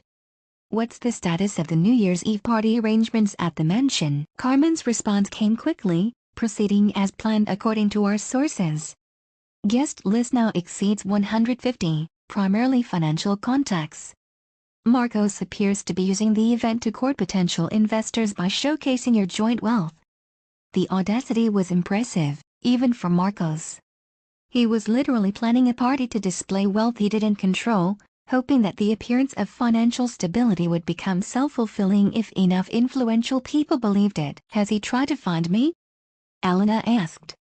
Multiple inquiries to your friends, calls to your father's attorney, even approached several Dominguez Group executives directly. He's becoming increasingly agitated, according to Sofia. Elena frowned, concerned for the housekeeper who had risked her position to warn her about Marcos's suspicious calls. Is Sofia safe? She's fine. Mr. Valencia needs her to maintain appearances, especially with the party approaching, but she reports he's been drinking heavily in the evenings and making more of those concerning calls. The image of Marcos pacing the mansion, whiskey in hand, growing more desperate as his financial house of cards threatened to collapse, was disturbing but not unexpected. His entire business strategy had always prioritized appearance over substance, maintaining the illusion of success to attract new investments that temporarily covered the failures of previous ventures. Now, with Valencia Properties teetering on the edge of insolvency and his expected lifeline, Elena's inheritance, suddenly unavailable, that strategy was failing spectacularly. Elena typed another message, "I need to make an appearance at the party." The response was immediate, "Absolutely not. Too risky given Mr. Valencia's state of mind." "I'm not suggesting reconciliation," Elena clarified.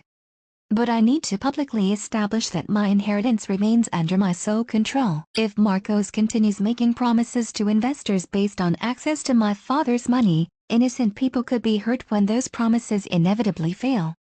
There was a long pause before Carmen's reply appeared, "You're proposing a public confrontation." "A controlled one," Elena corrected. "On my terms, with proper support in place. Not the impulsive face-off Marcos is trying to provoke." Another pause, then, "We should discuss this in person." "Breakfast tomorrow at my office?" "I'll be there at 8, Elena confirmed, setting down the phone.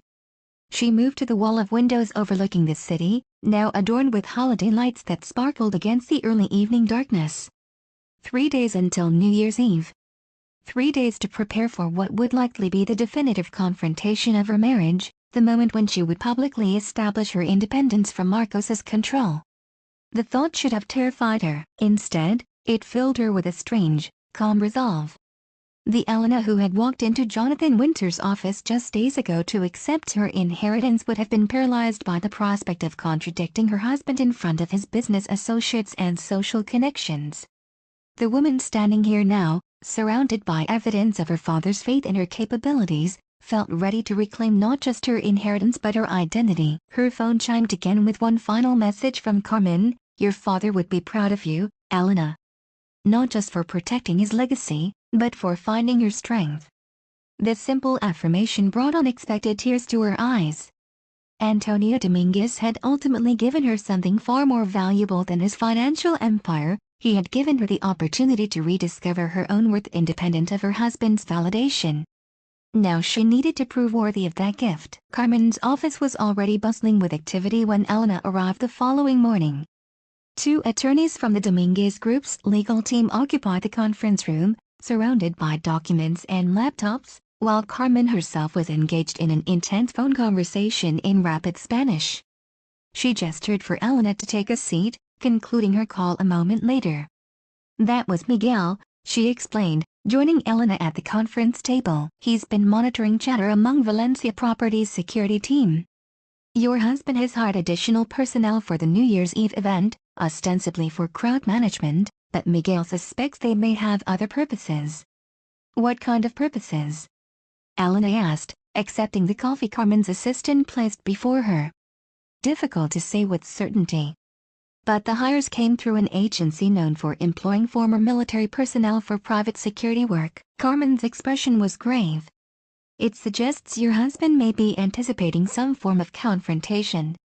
Elena considered this information as she added cream to her coffee. "Or creating an intimidating environment to discourage any challenge to his narrative." "Precisely." Carmen opened a folder containing what appeared to be floor plans of the Valencia mansion.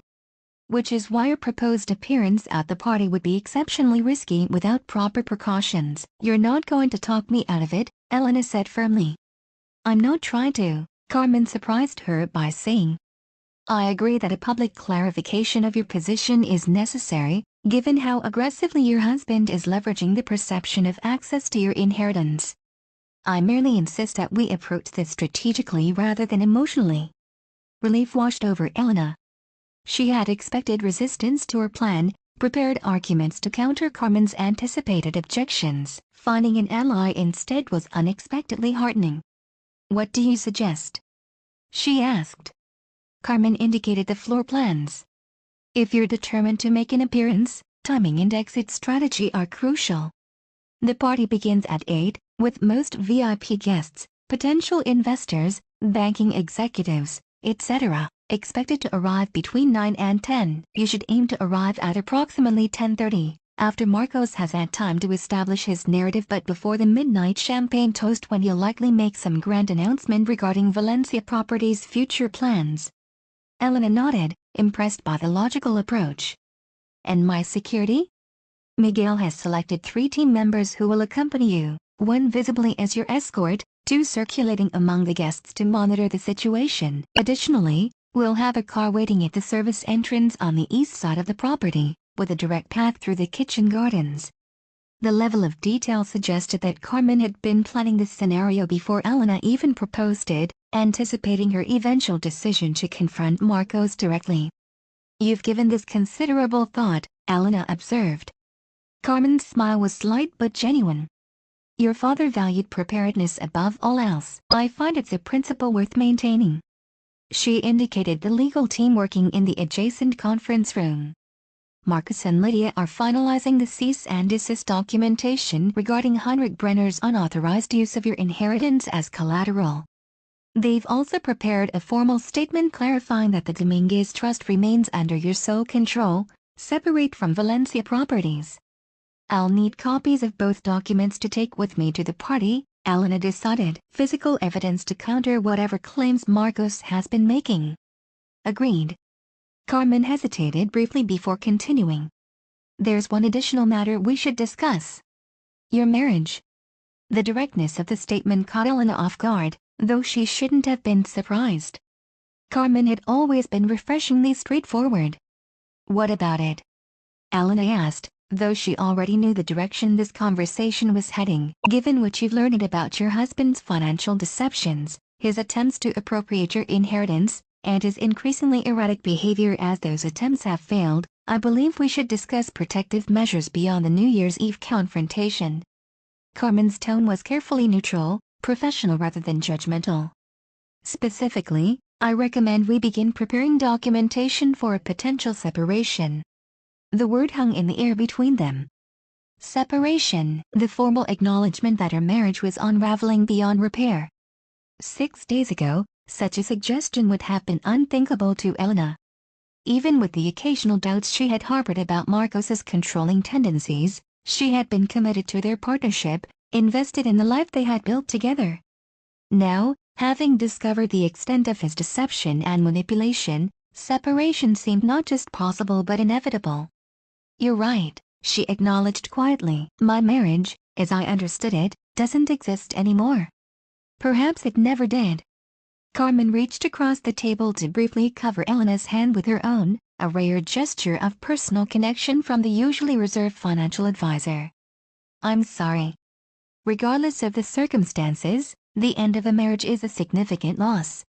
The simple acknowledgement of her grief, separate from any judgment of Marcos's behavior, touched Elena deeply. Thank you. But I need to be practical now. What do you recommend? Carmen withdrew her hand, returning to her professional demeanor. I've taken the liberty of contacting Patricia Mendoza, the attorney who handled your father's divorce 20 years ago. She's discreet, highly competent, and intimately familiar with high-asset cases involving complex business entanglements. My father trusted her? Elena asked, this being the primary qualification that mattered to her now. Implicitly, she's semi-retired but has agreed to meet with you tomorrow morning to discuss preliminary steps. Carmen paused, her expression softening slightly. Elena, I want to be clear that consulting with Patricia doesn't commit you to any particular course of action. It simply ensures you have expert guidance available should you decide to proceed. Elena nodded, appreciating Carmen's careful phrasing.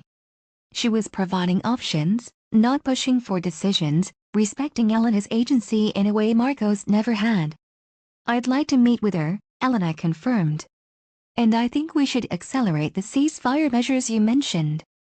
If Marcos is becoming increasingly desperate, we need to establish clear boundaries immediately. Carmen nodded her approval. I'll have the legal team finalize everything today. Now, regarding your appearance at the New Year's Eve party, what exactly do you intend to accomplish? It was a fair question, and one Elena had been considering carefully since making her decision to attend. 3 things, she replied, ticking them off on her fingers. First, to publicly clarify that my inheritance remains under my sole control, countering whatever narrative Marcos has been promoting. Second, to serve him with a cease and desist order regarding unauthorized use of my name and assets. And third. She paused, searching for the right words. To reclaim my dignity by refusing to hide while he attempts to appropriate my father's legacy. Carmen studied her for a long moment, her expression unreadable. Then she nodded once, decisively. Antonio would approve, I think. Not at the risk, perhaps, but at the principle behind it. The simple statement felt like a benediction, an acknowledgement that Elena was finally acting in a manner worthy of her father's respect. Thank you, she said softly.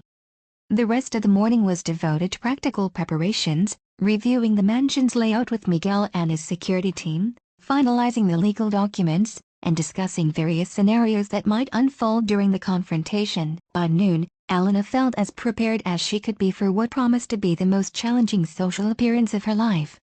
As she gathered her things to leave, Carmen asked a final question, have you decided what you'll wear? The query seemed oddly trivial amidst such serious planning, but Elena understood its significance.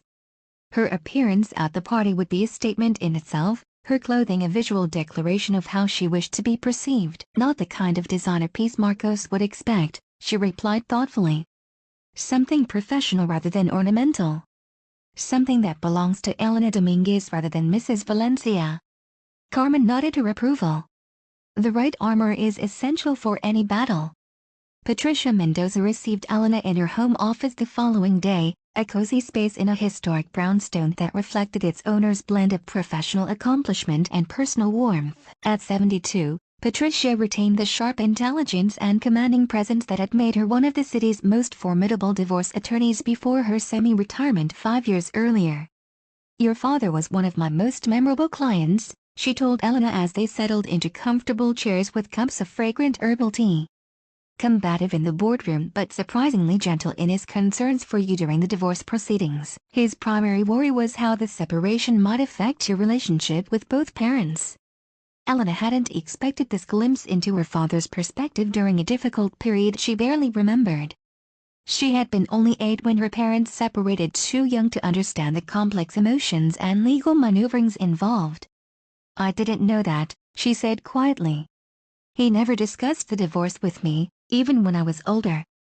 Patricia's smile was tinged with sadness. Antonio found it difficult to articulate his deeper feelings, even when they were profound. But his actions spoke clearly of his priorities. She set aside her teacup, her expression becoming more professional. Carmen has briefed me on your current situation with Mr. Valencia. Before we discuss potential legal strategies, I'd like to hear your personal perspective on what you hope to achieve. The question was both simple and profoundly complex. What did Elena want from this unraveling of her marriage? Financial protection, certainly. Freedom from Marcos's manipulation and control, definitely. But beyond these immediate concerns lay more fundamental questions about her future, who she wanted to be, how she wanted to live, what values would guide her decisions now that she was reclaiming her independence. I want a clean break, she said finally. Financial separation that protects both my inheritance and my personal dignity. I don't want a prolonged legal battle or public mudslinging, but I won't be intimidated into surrendering what's rightfully mine. Patricia nodded, making notes in an elegant leather-bound notebook. And regarding the marital home, shared assets, ongoing financial entanglements with Valencia Properties? I have no emotional attachment to the mansion, Elena admitted. It was always Marcos's family home, decorated to his specifications. As for shared assets, she paused, considering. I'm willing to be generous with genuinely joint property, but I want a thorough forensic accounting of our finances. Marcos has been moving money between accounts without my knowledge or consent. I need to understand the full picture before agreeing to any settlement. A wise approach, Patricia approved. High-asset divorces often reveal financial manipulations that preceded the actual separation by years. Documentation is crucial. For the next hour, they discussed practical matters, the legal process for separation under the state's laws, potential timelines, strategies for protecting Elena's assets during what might be a contentious period. Patricia was thorough and realistic, neither sugarcoating the challenges ahead nor presenting them as insurmountable. Based on what Carmen has shared about Mr. Valencia's business practices and recent behavior, I anticipate he will not accept separation gracefully, Patricia warned as their meeting drew to a close. Men accustomed to control often respond to its loss with escalating attempts to reassert dominance. The New Year's Eve confrontation you're planning may trigger such a response. I'm aware of the risk, Elena acknowledged. But avoiding confrontation hasn't served me well in this marriage. It's only allowed Marcos's control to increase gradually over time. Patricia studied her thoughtfully. You remind me of your father more than you probably realize. He too believed in facing conflicts directly rather than allowing them to fester. She closed her notebook decisively. I'll begin preparing the necessary documentation for a legal separation. In the meantime, continue gathering evidence of financial improprieties and restrict Mr. Valencia's access to any accounts or assets you control independently. I've already done that, Elena assured her. Carmen has helped me secure everything associated with the Dominguez Trust. Good. Patricia rose, indicating their meeting had concluded. Carmen will coordinate with my office regarding the documents you'll need for the New Year's Eve party. And Elena, she added, her tone softening slightly, remember that whatever happens, your father created the structure of this inheritance specifically to protect you in a situation like this. Trust his foresight. It was the same message Carmen had emphasized repeatedly, that Antonio Dominguez had anticipated the very scenario now unfolding and had taken measures to ensure his daughter would not face it without resources and protection. The realization that her father had seen through Marcos's charm to the calculating manipulator beneath was both painful and oddly comforting. I will, Elena promised. New Year's Eve arrived with a light snowfall that dusted the city in a glittering crystalline layer, transforming the urban landscape into something from a holiday postcard. From the windows of the Rivington penthouse, Elena watched the early evening traffic navigating the slick streets below, headlights creating streams of gold against the gathering darkness. In less than 4 hours, she would confront Marcos at the party he had arranged specifically to leverage her inheritance. The thought should have terrified her, and part of her was indeed afraid, but a stronger emotion predominated, determination. After days of preparation, guidance from Carmen and Patricia, and her own intensive review of both her father's businesses and Marcos's financial deceptions, she felt ready for whatever the evening might bring. The delivery she had been waiting for arrived at precisely 6 o'clock, a garment bag from a high-end boutique that specialized in professional women's attire rather than the society fashion Marcos had always preferred for her. Elena unzipped the bag to reveal her selection, a tailored black pantsuit with subtle architectural details that conveyed authority without ostentation, paired with a deep burgundy silk blouse that added a touch of color without compromising the outfit's serious tone. It was the antithesis of the glamorous, revealing evening wear Marcos would have chosen for her, clothing designed to showcase her as an ornamental asset rather than a person of substance. This outfit made a different statement altogether. Elena Dominguez meant business. She dressed carefully, adding minimal jewelry, small diamond studs that had been her grandmother's and a simple platinum watch that had been her first professional purchase after graduating with her MBA. Her makeup was likewise restrained, emphasizing her natural features rather than creating the dramatic evening look Marcos preferred for social events. The final touch was a slim leather portfolio containing the documents Patricia and Carmen had prepared, the cease and desist order, formal notification of the trust structure, and preliminary separation papers should they become necessary. The portfolio fit neatly into an elegant clutch, providing Elena with both literal and figurative ammunition for the confrontation ahead. At 9:30, Miguel arrived to escort her to the party. Seeing her, he nodded with professional approval. "You look formidable, Ms. Dominguez." "That's precisely the goal," Elena replied, gathering her coat. "What's the situation at the mansion?" "The party is in full swing. Approximately 120 guests have arrived, including several banking executives, potential investors from Asia and Europe, and local business leaders."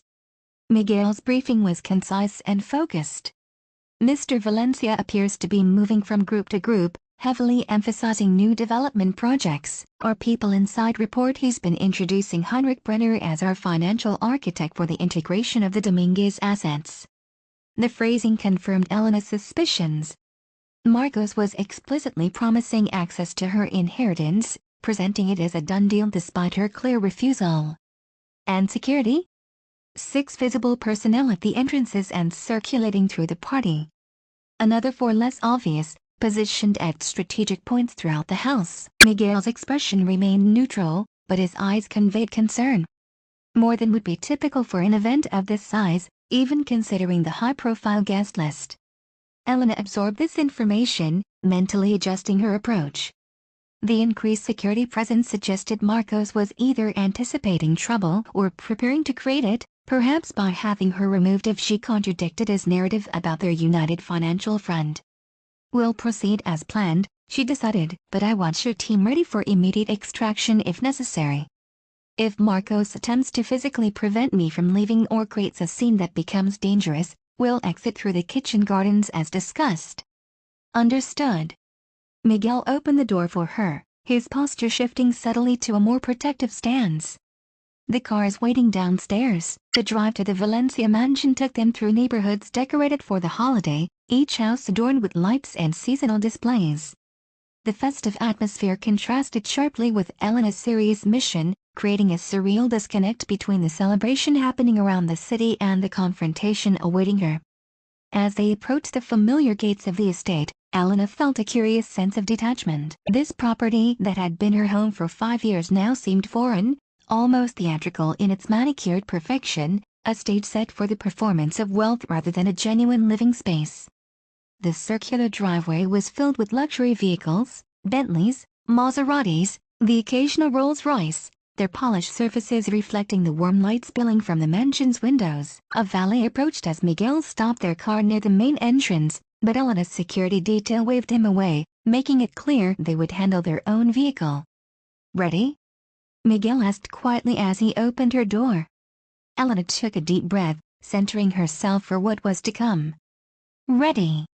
The entrance hall of the mansion had been transformed into a winter wonderland, with crystal and silver decorations creating an atmosphere of ethereal elegance. Staff in formal attire circulated with champagne and hors d'oeuvres, while a string quartet in the corner provided sophisticated background music. The effect was exactly what Marcos had always strived for in their social events, an impression of effortless luxury that in reality required weeks of meticulous planning and considerable expense. Elena had barely taken 3 steps into the hall when Sophia spotted her. The housekeeper's eyes widened in surprise, but she quickly composed her expression and made her way over, carrying a tray of champagne flutes as cover for their conversation. "Mrs. Valencia," she said softly. "We didn't expect you." "Where's my husband?" Elena asked, declining the offered champagne. "In the main salon with Mr. Brenner and some Chinese gentlemen, the Wei group, I believe." Sophia glanced nervously toward the doorway leading to the larger reception rooms. "He's been watching the entrance constantly, checking his phone. I think he's been trying to reach you." Elena nodded, unsurprised. Her old phone remained powered off in the Rivington penthouse, while the new one was activated under a different name and number. "Thank you, Sophia. You've been a good friend." The housekeeper's expression softened momentarily before professional composure reasserted itself. "Be careful," she whispered, moving away to offer champagne to newly arriving guests. With Miguel a protective presence at her side and 2 more security team members now circulating through the party, Elena made her way toward the main salon. She could feel curious glances from guests who recognized her, noting both her unexpected appearance after a mysterious absence and her dramatically different style, professional rather than glamorous, serious rather than ornamental. The salon was crowded with the financial elite Marcos had invited specifically to witness his supposed triumph, the integration of the Dominguez fortune into Valencia properties. Elena paused in the doorway, scanning the room until she located her husband near the massive fireplace, deep in conversation with Heinrich Brenner and 3 Asian businessmen she assumed were representatives of the Wei Group. Marcos's back was to the entrance, allowing Elena to observe him unnoticed for a moment. He appeared outwardly composed in his perfectly tailored tuxedo, gesturing expansively as he spoke, the confident developer sharing his vision with potential investors. Only someone who knew him intimately would notice the tension in his shoulders, the slightly too frequent sips of whiskey, the occasional darting glance toward his phone on a nearby table. He was worried about her absence. Elena realized the narrative he had crafted for this evening required her presence as the compliant wife who had surrendered her inheritance to a superior financial judgment. Without her there to play that role, his carefully constructed facade was at risk. As if sensing her gaze, Marcos turned toward the doorway. The moment he spotted her, his expression underwent a remarkable transformation, shock followed by calculation followed by a broad smile that didn't reach his eyes. "Elena," he exclaimed, moving toward her with a practiced charm that had once seemed so genuine. "There you are, darling. I was beginning to worry."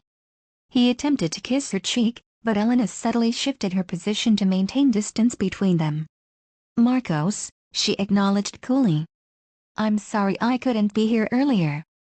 I've been quite busy reviewing my father's business affairs." The slight emphasis on "my father's" was subtle but deliberate, a first indication that she was not playing the role he had scripted for this evening.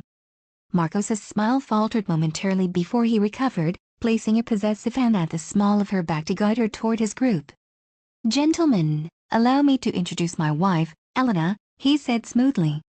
"Elena, you remember Heinrich Brenner, and these are our special guests from the Wei Group, Mr. Zhang, Mr. Li, and Mr. Chen, who are considering a substantial investment in our riverfront development project." The formal bow the Chinese businessmen offered was respectful but cautious. They were experienced enough to sense the undercurrents between husband and wife despite Marcos's attempt at normalcy. "Mrs. Valencia," Mr. Zhang said in excellent English. "Your husband has been telling us about your family's impressive business holdings. He speaks quite enthusiastically about the merger of these assets with Valencia Properties." The deliberate phrasing, clearly echoing what Marcos had told them, provided Elena with the perfect opening. "Mr. Zhang, I'm afraid there may have been some misunderstanding. While I've certainly been reviewing potential investment opportunities following my inheritance, no decisions have been made regarding any merger or integration with Valencia Properties." The statement landed like a grenade in the middle of the conversation. Mr. Zhang's eyebrows rose slightly, while his colleagues exchanged glances. Heinrich Brenner's face remained professionally neutral, though Elena detected a flash of concern in his eyes. Marcos's reaction was the most telling, a momentary freezing of his features before his social mask reasserted itself. "Elena is being characteristically modest," he said with a forced laugh. "We've been discussing various structures for the integration, but the details are still being finalized." "Actually, the details are quite finalized," Elena countered, opening her clutch to remove the leather portfolio. "The Dominguez Trust remains under my sole control as specified in my father's will, with no provision for merger with any external entity, including Valencia Properties." She removed the formal notification of the trust structure, handing copies to Mr. Zhang and Heinrich Brenner. "This document from my father's attorneys outlines the legal parameters of the inheritance, which explicitly maintains separation from marital assets." Marcos's grip on her arm tightened painfully as he struggled to maintain his composure. "Perhaps we should discuss this privately, darling," he suggested, his voice low and dangerous despite the smile still fixed on his face. "I don't think that's necessary," Elena replied, extracting her arm from his grasp. "I'm simply clarifying the factual situation regarding my inheritance, since there seems to be some confusion about its status." Mr. Zhang studied the document with the careful attention of someone accustomed to high-stakes business negotiations. "This is most illuminating, Mrs. Valencia. Perhaps Mr. Valencia could explain the discrepancy between this structure and what he has presented to us?" All eyes turned to Marcos, whose charm was rapidly giving way to barely contained fury. "This is a temporary legal arrangement," he insisted, though his confidence now sounded hollow. "A standard provision during the initial transfer of assets that will be amended once our joint investment strategy is implemented." "There is no joint investment strategy, Marcos," Elena said quietly but firmly. "I've made that clear to you privately, and now I'm making it clear publicly to prevent further misunderstandings." The confrontation had begun to attract attention from nearby guests. Elena could see people turning to watch, conversations pausing as the tension between her and Marcos became impossible to ignore.